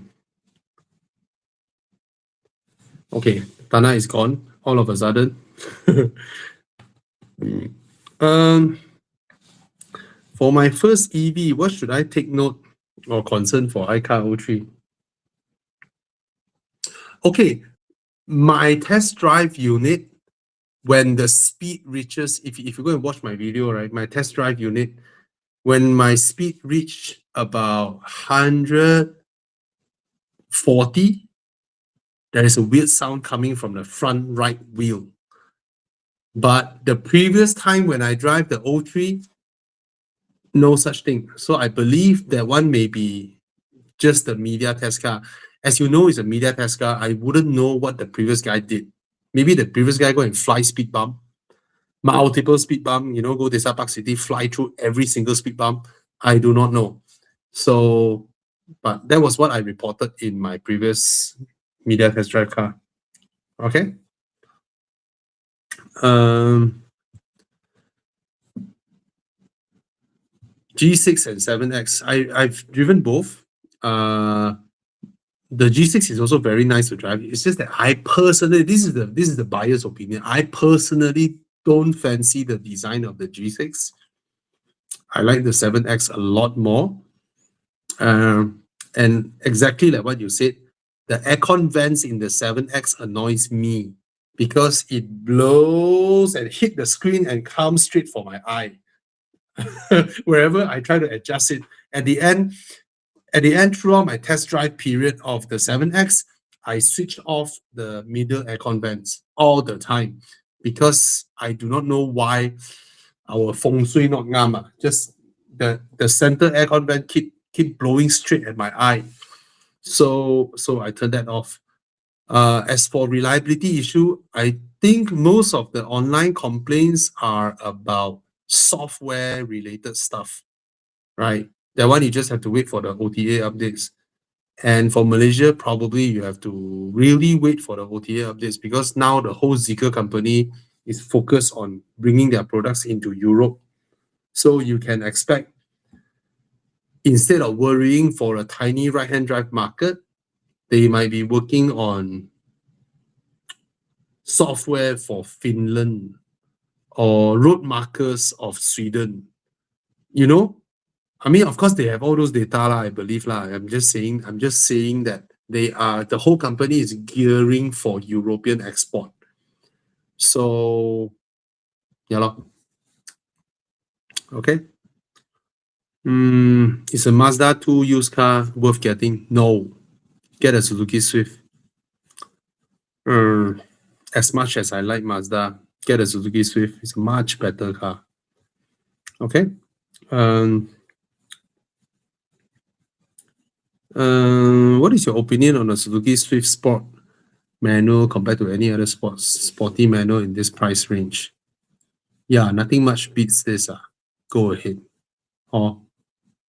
Go ahead. Provided you found a 130,000 GR86 manual. Wow, that's a different thing. All right. Okay. For daily drive, obviously the M340i is more comfortable, but you don't get the drama like a 718 and you look like just about any other G20 3 Series out there. Thousands and thousands of them out there. Maybe sometimes you walk to the parking lot, you walk up to the wrong car, same color, and then you thought that's your car, and you thought your remote spoiled, right? Hey, why my car door cannot open?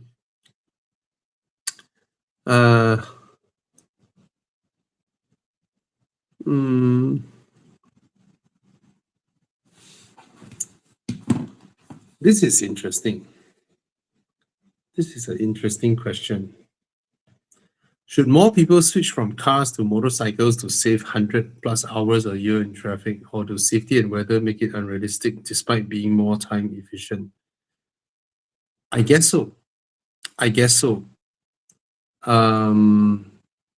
Because,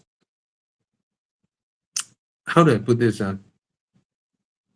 If everybody goes back to motorcycles, then it will look like Vietnam 15 years ago, right? Or Taiwan now,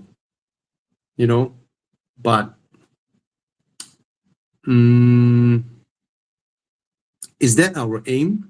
Like, Oh, I need to be at office at 8 a.m. Because I ride a motorcycle now, I can leave home at 7:45. Right? Whereas if you drive a car, if you don't want to be jammed, you leave home at 6:30. You arrive office area 7 o'clock. Then you go do gym. Then you shower. You know, it's a totally different daily regime. Totally different discipline. If that's what you want to be more time efficient, I guess. What is efficient? Sleep longer, so that at night you can sleep later. I don't know, man. Obviously, motorcycles don't need to deal with traffic jam. That's a great thing. But sometimes I also wonder when I see motorcycles zoom past my cars, I kind of hope, okay, please be safe, because I cannot imagine if one car suddenly decided to change lane and that's the end of your life. It's not worthwhile. Bro, how do you die? Or the other car changed lane. So not worthwhile, right? Yeah. So I don't think there's a definite answer to this. If you think it's worth to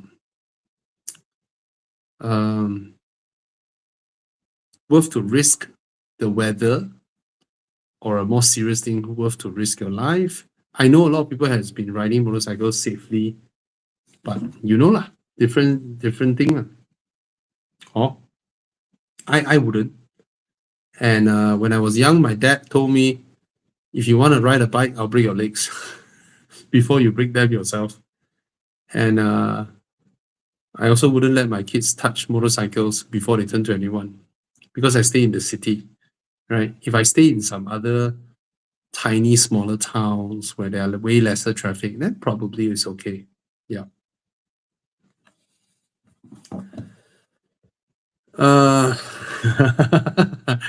This one. Okay. Hi, I have an issue with my W213 E300. Yep, that's the same issue with W211 as well. What can I do with it? None. Change your suspension to adjustables. Change them higher. Yeah, just jack up your car higher. Yeah, it's a design error from Mercedes-Benz back then. Yeah, nothing you can do. And it happened to both generations. Oh well.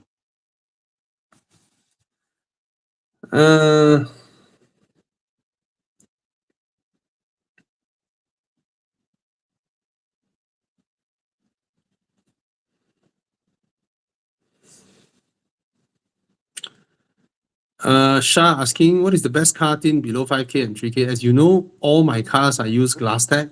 I find them pretty good, and they take direct from the manufacturer, and they are very open and honest. They have two range. One is from China, one is from US. Tell you one thing, a lot of tints out there, the shop is an American brand. When they apply it to your car, probably the front windscreen is the American brand with the QR code or whatever serial number. The rest of your windows and the rear windscreen is some China brand that they don't want to tell you. That happens a lot out there, and Glasstec doesn't do that, which I know the boss, and they are a regular sponsor of our events or whatever.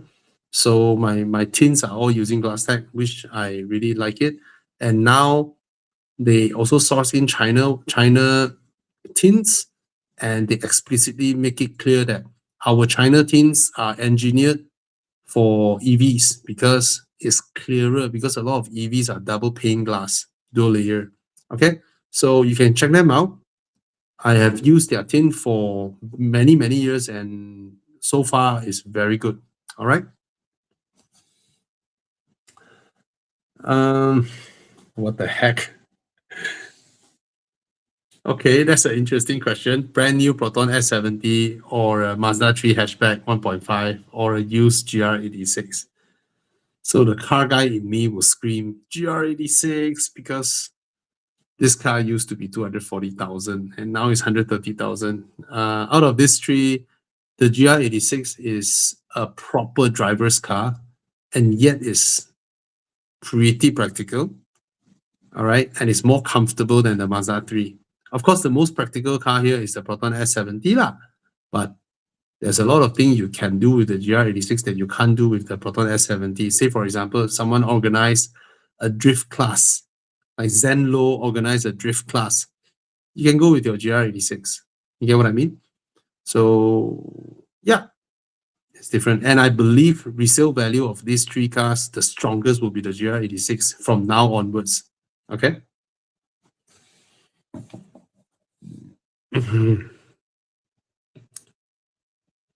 Okay, I'll scroll all the way down again. We have how many people here? 195 people.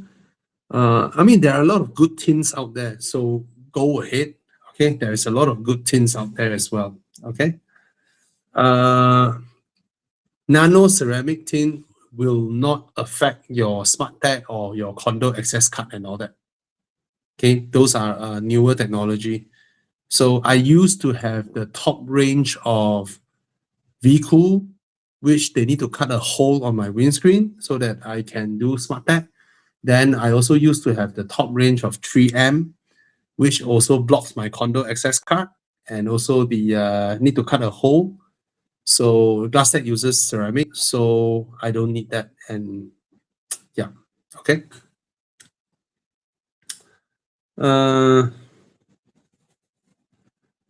Okay, this is a question I think a lot of people has asked me. If you were to get an EV next, I tell you, the next car I'm buying will 100% be an EV.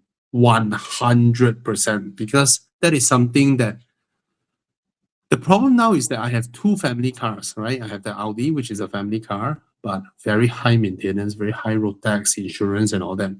It's a costly car, but it's a dream car. So if my income can sustain, I will try and keep it. The other car is the car that I bought for my father. He passed away. My kids miss him, so they want to go to school only in his car. So for nostalgic reasons, I will not sell that car as well. And I'm not someone who, because I'm so exposed to cars, right? I'm not someone that I can differentiate between, wow, I love versus I want to buy. Both things are separate. Sometimes you may buy a car that may not be the one that you love most. I give you an example. I love the 7X. I quite like the B10, but there are some flaws in the B10. But if you ask me which one I may buy the one that I don't love as much, or the Proton Ermas 7, because it's half the price. And I only need EV to bring the kids to school and back. And when I come home for the 1.5 hour jam, I can use their adaptive cruise control system to alleviate the stress from me. I may treat it as a utility, like a utilitarian product. That means I treat it as an appliance. I don't need to fall in love with the car, right? But there's also the inside me, wow, if one day I can afford the Lotus Electra, that would be nice, or the Emeya, because I absolutely love the design. So there is a lot of aspects to all this, I would say. So maybe, most likely, I would buy an affordable EV for my daily use, which I do not love. Yeah. If only the Ermas 7, if only the Ermas 5 looks as good as the Ermas 7, the Ermas 5 looks damn gay way. You know, I know that car is nice. I know it's the best seller in China, but it's so feminine. It is so nice and cute and feminine. If only it looks a little bit, even a tiny bit manlier or more neutral gender, then that would have been my perfect EV. So yeah, many out there. If BYD are allowed to sell the Seagull here, I will buy the Seagull. The Seagull looks fantastic. Yeah, that's my example. Look at how the BYD Seagull looks. And then, Chiang, if you can upload an image of a Seagull here. All right, the BYD Seagull. That car looks proper, it's stylish. Don't have to look gay one, right? Look at the Seagull. Look at that. Hey, show the nice color one lah. Oi. Look at the seagull. Handsome. Right? That's the cheapest BYD. Handsome. Yeah. Yeah. All right. I love the 7X, but don't think by any juncture I would get it because first of all, I mentioned the aircon placement, and it's a substantial amount, compared to whatever is out there, right? I've said that in my reviews. I love the 7X, but the Leap Moto is half the price away, half, right? And yeah, that's the thing with EVs. Okay. I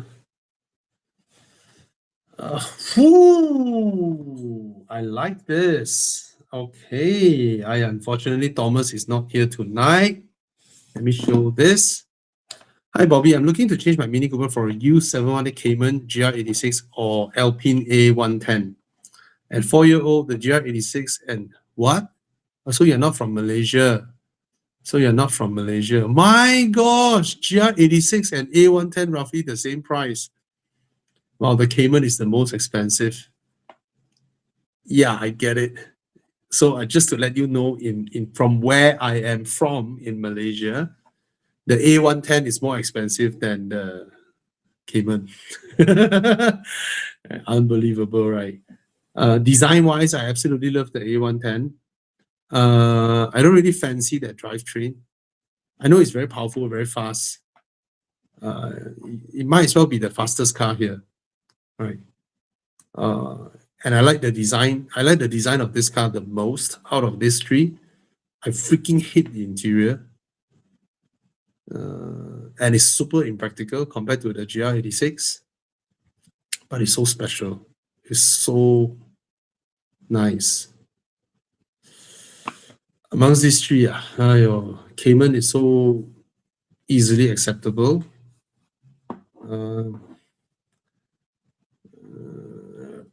GR86 low maintenance, damn nice to drive, but it's different from the other two. GR86 feels more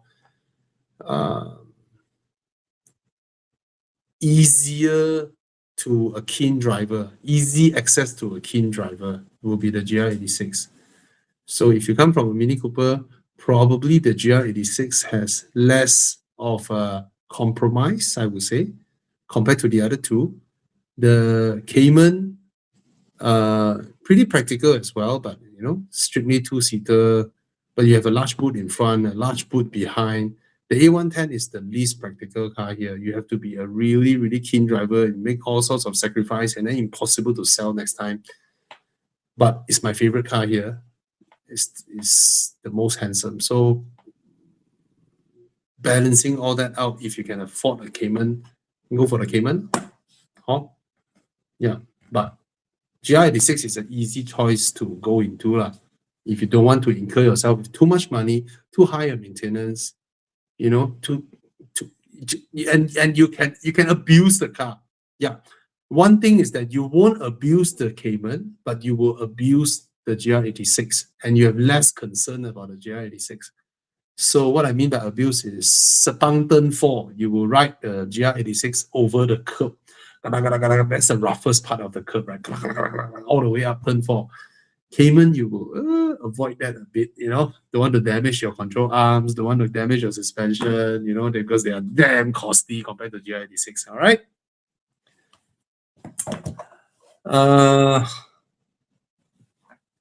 Okay. Yeah, I know 7X is damn nice. I like it. 8X, 8X is so nice.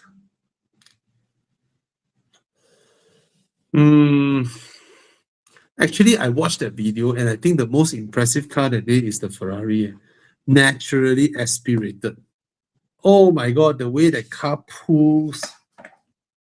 It's an NA car in a sea of. I mean, you would have thought the BMW X5M would have overtaken the naturally aspirated Ferrari, right? But my God, that Ferrari engine is a gem with that 6.5 V12 is a crazy car, crazy power.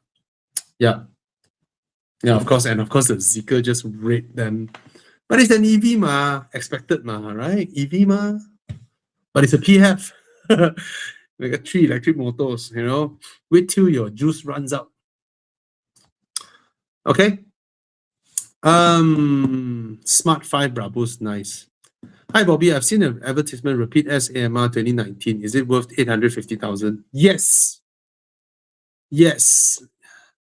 Oh, why I don't have 850,000? Yes, because it's an AMR less than 200 units worldwide. Okay, and yeah, okay. All right, I think I answered more. Okay, Nissan Kicks, sorry to say, I absolutely hate it when I drive the car. I absolutely hate it, and I was so disappointed in it. I was disappointed with the e-kicks. I hate the driving experience. The thing is this. The thing is this. It's a 1.5 with some EREV shit or whatever lah, huh? Supposed to save fuel. The thing is, okay, the electric part provides a nice kick when you need to accelerate coming out of a junction and all that. That part I give it, you know. It really does help with pushing the car for a while. But after that, 60%, 70% of the time when I'm driving the car, when I'm just cruising, I just want to mind my own business, listen to my song or whatnot, right? The freaking engine is charging the battery in front and it's pretty loud. Oh no. It's annoying. It's annoying. So to me, a 1.5 is you okay? It's very loud, bro. Is it? Yeah, because all the sound you're making is actually super loud. Yeah. So Okay, I the reduced my volume. the 1.5 NA engine in Japanese car of this segment, right? They have never been not fuel efficient. All of them are very efficient, right? The Honda Cities, the Vios, and all that. And they are low maintenance. And yes, when you go full acceleration, you get the from the CVT. But it only happens when you tekan. If you don't tekan, if you don't press it, you are just cruising. They are quiet and comfortable and just cruise. All you're hearing is the tire roar and from the window noise, wind noise, and all that, which coincides with your expectation. You get what I mean or not? I'll give you an example. You're driving your city or Vios going 100, 120, and then you see the traffic building up. Then you slow down your car. Then you go behind another car. And then it's just about releasing your brakes to ease with the traffic. Quiet and listening to your music, singing, looking at the trees and all that. Right? You're not stepping on the throttle, ma. But when you're on the highway, you're chasing another car. Might be tailgate you. In your mind, my car is more expensive than your car. You cannot overtake me. Then it's noisy. But these type of Japanese e-hef lah, e-ref lah, all this nonsense, right? You drive, then you're at the traffic jam, listening to your song. Out of nowhere. Oh, it's like, bro, right? You're cruising on the highway, nothing, just cruising only, just going 95 km/h, cruising smoothly. All of a sudden, Are you shucks? Yeah, it's annoying. It's very annoying. And then in the long run, you have other components to maintain, right? Mm-hmm. Your resale value, because it's a hybrid, right? Yeah. And then you save maybe that little bit of fuel. I think this whole thing is a bullshit for European markets or certain markets where they give tax incentive for hybridized vehicle or whatnot. Yeah. You know, yeah. Or you get a lower tax bracket for your emission rating. It's nonsense product. You are basically getting all the drawbacks, all the complications of a hybrid and an EV, but none of the benefits. some benefits, sometimes. And Yeah. when I looked at the cabin of the car, right, it still feels like it is from the 2010s. Right? It doesn't feel like a product of that caliber. No, the thing is they are doing this for reasons other than for the benefit of the owner. Is for them to be able to sell a car whereby in certain markets they get a different tax bracket because of emission, or they are able to let the customer feel, wow, the initial kickoff is nice. Yeah. You know? Yeah. No. Okay. This one I want to answer. This is okay. The question is, I own a 13-year-old direct injection Mazda Skyactiv with 250,000 km. Never done walnut blasting before. Will doing one cause the engine to perform even worse? Will it be recommended? Yes, highly recommended for anyone to decarbon your engine. Decarbonizing your engine is the best thing ever for your car, much better than coating. Okay, because your car will be you just imagine your home things that are stuck with all the grit and all that, right? When you clear it off, how nice the engine feels, right? So do it. The only possible problem is when the workshop did not do a good job and leave things inside your engine, right? There are different ways to do it. Walnut blasting, there's the chemical way to do it. There's a hydrogen way of doing it, but it certainly helps your engine. And at 250,000 km, after doing it, your engine will feel so different. But have to go to a reputable place, make sure they do a good job, no? Right? Because they are literally blasting things into your engine bay, your engine ports and all that. Okay? So, yeah, highly recommended to do this kind of decarbonizing stuff. Okay. Okay. Do you think the CX-60 2.5 NA is underpowered? Very much, yes. If you go and watch my review, that's my perception as well. The same drivetrain in the CX-5 makes the car feel so lively, so nice to drive. All right. And then in the much bigger CX-60, which doesn't offer more leg room than the CX-5, okay, for rear passenger, the car is very heavy for this engine and it just feels underpowered. And my first question asking the owner, so your fuel consumption very high? No? He said, yeah, very high because it's underpowered for the car. Okay.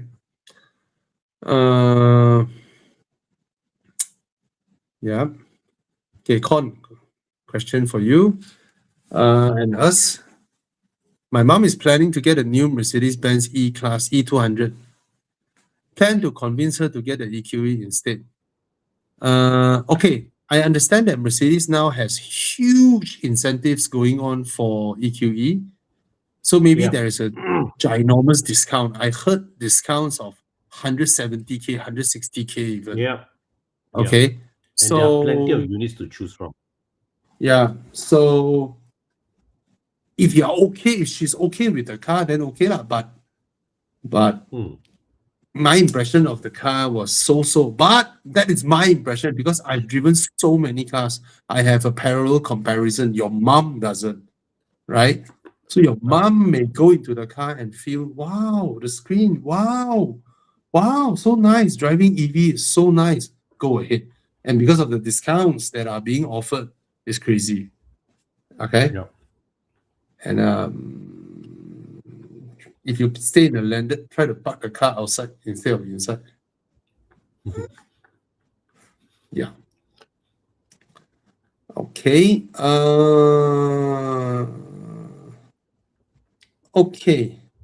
I think any other questions I wish to highlight? Nothing much. Some statements. Okay.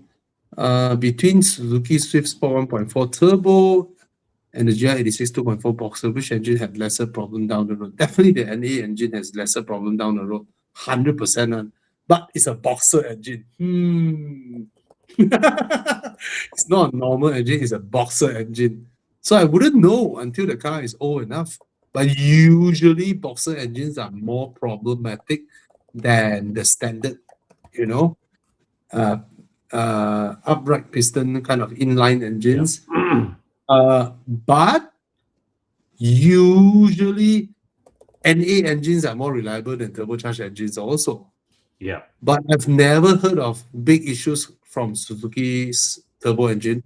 So far, we also haven't heard of the new 2.4 and Boxer engine have any big problems, but usually they will have lubrication issues lah, scoring issues lah for Boxer engines.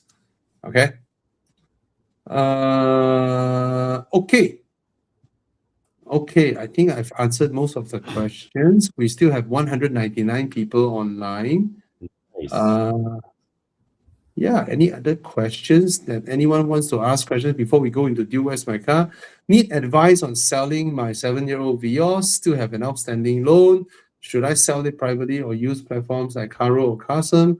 It also seems like the used car market has dropped a lot. Yes.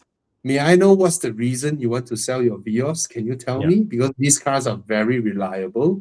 May I know what's the reason you want to sell your Vios? Correct. Yeah. Okay. If you don't have a reason to sell your Vios, just keep driving the car until you pay off the loan. Then you'll be very happy. Every day you are driving on a fixed cash value that you can cash out anytime when you need the money. Okay. 7-year-old means probably at max you have another 2 more years to pay off your car. But yeah. So if you keep But I driving would your say that- Vios, if you keep driving your Vios, just pay and pay and pay. And then after you pay off, then only your itchy mind come and think around, look around. Okay? Pay off your car Correct. first. Yeah. That means you don't owe anything to the bank. And then you look around. Because when you don't owe anything to the bank, right? Anything you sell is a cash value to you. Whatever Correct. value Yeah. that is outside. Yeah. Okay. You were saying something, Yeah. Con? No, I was saying that by norm, I would assume that at 7 years old, your loan balance should be quite low already, right? Means that it's a good chance that you probably be able to be able to sell the car and get some cash back, right? But yeah, the good question that's that the Bobby asked is old- why. But that's the old market, the previous market. The current market, I really don't know because the whole used car market has collapsed. All right, at this juncture. Yeah. So that's why I say to a lot of people out there, if your car don't have any issue, what is the reason you want to sell or change a car? Is it because of itchy? Oh. Is he thinking of buying an EV? That's the thing, right? I tell you, EVs, right? The longer you wait, the better they are. All right. So don't get bombarded by all this EV news and all that, and then your butt gets itchy. You want to sell your car that you still have outstanding loan, and then used car value has dropped a lot. If you continue to drive your 7-year-old Vios now, at max you only have 2 more years to go. Just continue to use your Vios, observe the market, see the market. You know why? Because Chinese EVs are improving so fast. Their products are improving in such a breakneck pace, right? They keep updating their cars every 1.5 to 2 years. 1.5 to 2 years, new model, better and better and better and better. So if your Vios has no problem, just keep driving it until you pay off the car, right? At least you know at any given time you are driving around with 40,000 minimum cash in hand that you can anytime cash out. Maybe not when you need the 40,000. I don't know 30 or I don't know if But- still got 40,000 or not, maybe 35 or But- whatever, lah. But cannot be too but low, right? Yeah, cannot be. But what Bobby also pointed out is that 150K EV you buy today brand new gets outdated very, very fast. Very fast, right? Yeah. And also the thing is that now a lot of the Chinese brands, right, are not afraid to throw massive discounts that will put a spanner in the value. So your losing of the car's value goes even faster. Actually, I think the whole discount trend has ended. I don't see much Chinese EV brands throwing massive discount like just like last year, early last Yeah, year last year when was massive. Last year was massive. early last year, yeah. So Yeah. now I don't see much, Mhm. but like what Con said, a lot of new ones are coming out. You know, they're coming into Yeah. the market. So wait for a while, lor. Okay. Yeah. Yeah. Yeah, I think that's the best choice, to wait for a while until you pay off your Vios. Then Yeah, lor. cash in hand, driving around. You see one EV you want that time, your car is a boatload of cash. Okay. Correct. And Mm, and actually EVs if you are willing to shop for 1-2-year-old used EVs, right? Those are fantastic deals. yeah. Fantastic. LBS Morizo. Yes. Buy 250,000, cheaper than what people pay for GR Yaris last time. Hey, Con, Toyota What? good resale value, right? Yeah. That's what they say lah. GR Yaris is limited edition, right? Yeah. Oh, last time 300K, now 130K can get. Damn crazy. We were talking about it today in the chat group. What the hell, Yeah, man? lost 170K. More than halfway in such a short span of time for a Toyota. Yeah. Okay, in every measure, in terms of driver's car, the Mazda 3 MPS compared to Suzuki Swift Sport, the Mazda 3 MPS is a piece of shit. Right? In handling, in driver and involvement, everything is a piece of shit. But is it fun? It's pretty fun actually, Very. especially when the turbo comes in and torque steer you into the tree, into the nearest tree, into a fireball. Yeah. That's pretty fun fighting with the car. The car You wants remember- to make you crash. You remember Chris Wee's colleague from the old Evo, Chemat, Ahmad Zuli's one? Yeah, That guy's a very, very skilled driver, and I still remember that he's saying this car is an accident waiting to happen. yeah. Right. So when the turbo comes in, the car just want to throw you off the road Yeah. and go and hit the tree. If I don't remember wrongly, the right hand side tree. All the time. The torque steer always pull to that side. If I don't remember wrongly. Yeah, Makes it's sense. not a driver's car. It's a Japanese muscle car. Yeah. Yeah. Yeah, It is it's a very, Ford very Mustang. yeah. It's a Ford Mustang hiding inside, want to crash into bystanders. Suzuki that's- Swift Sport is a scalpel knife Yeah. when it comes to The hatchback handling. the Mazda 3 MPS actually has a modern day successor. It's called the CX-5 Turbo. But that one doesn't do all the nonsense the Mazda 3 MPS does. Yeah. Right. It's a more refined version. Yeah. But still, I haven't when Mazda goes driven. crazy with power, it's Yeah. yeah. No, they just strap on the turbo and call it a day off. Yeah, They man. did not tune the suspension. Or They the did not brakes. do any changes. It's Yeah. stupid. Anyway, I haven't had the chance to drive the Jetour T2. I really like how the car looks and the size and the price of the car. Mhm. All right. And before driving it, I can already tell you it's value for money. It's Yeah. damn good value for money that is gonna upend the whole chunky SUV price proposition. Yeah. Yeah. So should we wait for the Zeekr 009 brand new and also the updated 800-volt one? Or the current one will be cheaper? I believe if they have remaining stocks of the 009, definitely when the new one comes in, they will give you some discount on the current Correct. one. Yeah. But So the 800-volt, the 800 plus horsepower, do you need the power? First thing. Second thing, Malaysia, we don't have that kind of infra to enjoy the 800-volt. yeah. We just don't have yet. So Okay. actually, what's currently there is good enough. But if Yeah. you want to wait for the new one to launch and get a better deal on the current one, that's something you can consider. Yeah. Yeah. Okay. E-Class versus RX. I think the E-Class drives better. But well, we have time and then we have distance, right? So if you want to drive a long time, Lexus is not something we bet against lah. We never bet against Lexus for their outright reliability. Okay, put it that way. Okay. Yeah, Chiang, straight away. Dude, where's my car? Dude, where's my car? Yeah, you need to sleep already, bro. You're not feeling well. For a while, can lah. Oh, The kids now sleep already, so I've got a bit of peace. oh, so you have some father me time to Yeah. talk to friends and all that, right? Oh yeah, man. Okay, guys, scan the code, please. Scan the code to join Dude Where's My Car. I think next time we need another session. Instead of Dude Where's My Car, maybe we should talk about properties. What brand new property launch lah? Talk a bit about property lah. I like talking about property actually. Yeah. I also slowly realize I can see a lot of things because now again I become my condo's chairman, right? Oh my god. So there's a lot of I realize there's a lot of things that I see that normal people who first time home buyers they won't see. Yeah. You know, experience wise, you know, they get smitten with all the stuff shown to them in showrooms. You know, Yeah. oh, our condo got a bus transit service to KLCC or to the nearest LRT. Bullshit. That is not part of your consideration because that one is subsidized by the developer. After you buy, after handover, whether you guys want to continue the service or not, it comes out from your maintenance. Nobody's footing the bill.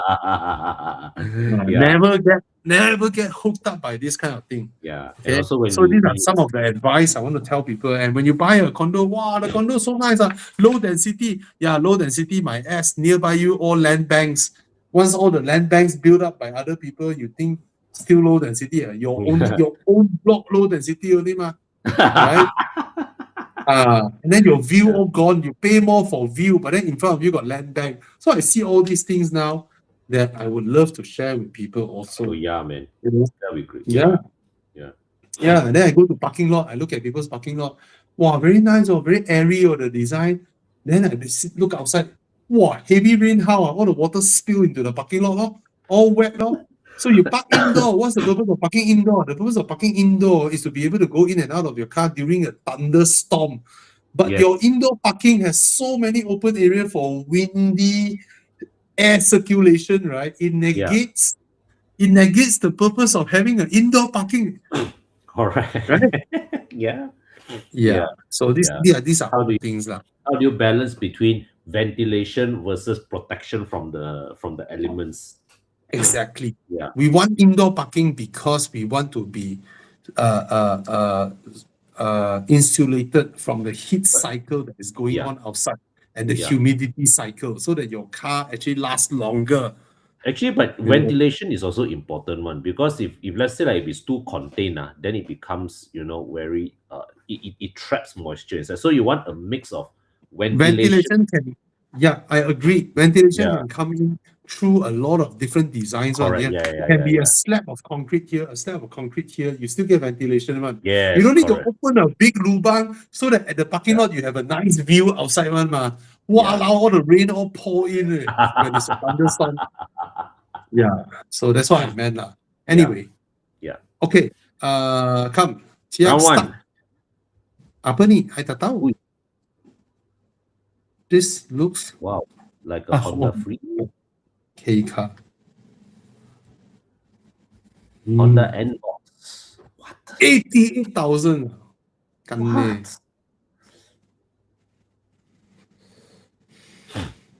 In Malaysia, buying this is the stupidest decision ever. You cannot tahan one. Our average driving speed on highway is so fast. You drive this, you feel so dangerous in this, man. Yeah, man. Yeah.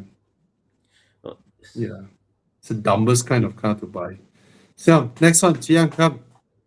RBD. 8888. What? 88. Oh.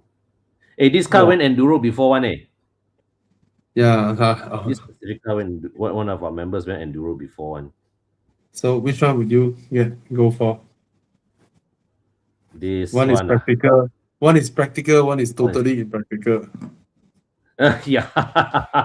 So now I have to suck myself and eat my own words. Maybe I'll get the N-Box. Majority go with the S660. I think it's a sporty and fun to drive car. But for those people who have never owned an S660, I tell you guys, there is zero luggage space. Yeah, that's true. Absolute Zero zero. luggage space. Even a backpack, you have Cannot. absolutely no place to put apart The from the front inside the trunk, car. right, of the S660, right, is just so that for you to store the cloth roof if you decide to take it out. Yes, you can It's store the just that. cloth roof, and probably you can add in a shaver. Toothbrush That's lah, the toothbrush best. also can. Yeah, that's the best you can store. Yeah, And but yeah, you there's can't put anything inside there. totally no boot space or storage space at all. Yeah. Okay, come next, Jia. 来 round two. Wow. BMW 6-cylinder. Noise. Wow. 250,000. 40i. 7-year-old car, still so high, huh? A bit on the high side. Yeah. That's the thing. Oh, X7. Okay, X7. Company. Oh, X7. If X7 is 250,000, is not bad. But you consider what you can get outside now But for what is this? 250,000. Yeah. Range Rover. Range Rover. Wow, from 1.3 million to 230K in 8 years. I prefer the looks of the Range Rover so much more lah. But I know the Yeah, I maintenance also of prefer the the looks Range of the Rover. Rover. But I know the BMW will be so much easier to maintain, so low maintenance compared to the Range Rover. Yeah. Yeah.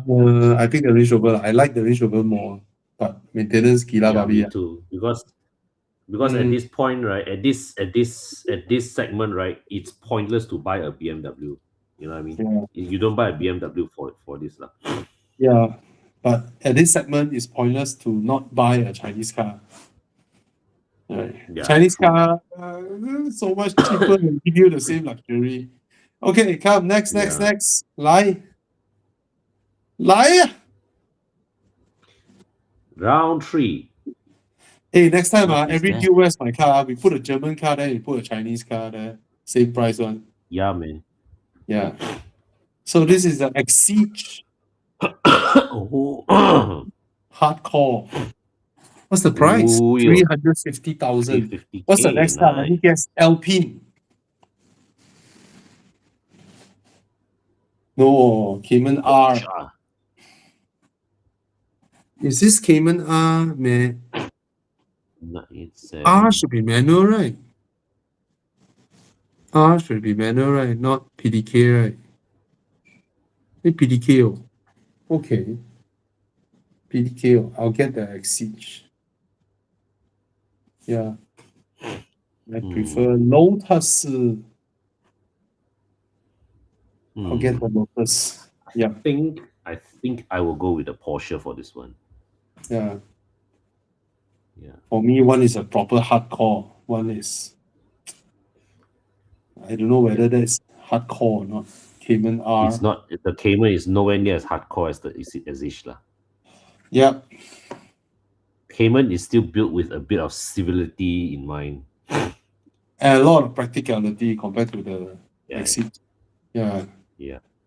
Cayman, I'm so impressed with the boot space. Yeah. Actually now 987 is damn good, damn worth to buy. I mean, not talk about Cayman R lah, but it's like the base is damn good buy. Sorry, this one to me overpriced the Cayman R because the standard Cayman is now 100K only ma. Below 100 also can get below 100 is the 0.1 lah. 0.1 below 100 is below 100.1 yeah. If it's not a Cayman S PDK one, you need to pay so much, man. No need ma. Why pay the extra 200K? Yeah. Whereas the Exige is proper 300K car. Yeah. It's on its own lah. It's on its own. Yeah. It's forever 300K the car. Yeah, true. Anyway, come. Next. Last next to round 4. MPV and Who? SUV. S-Class Coupe. Was I like how much? Yeah, Ooh, so expensive. But this one facelift, 650. 650,000. Look at 650. the wheels, bro. Ooh. Wow, this one needs some tough tires, man. Oh, this one Pengsan Berdiri. Oh. Pengsan Those are Berdiri. 22 or 23 inches. Easy. I don't know, but it's damn nice. Yeah. Gorgeous car. Okay, what's next? Ferrari, let me guess.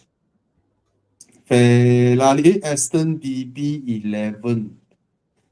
Aston Martin. Woo! Wow. Sweet. Aston Martin compared to S-Class Coupe. Okay lah, I will take the Aston, man. Yeah, let people answer. You know, last time I was in this dilemma. Ma.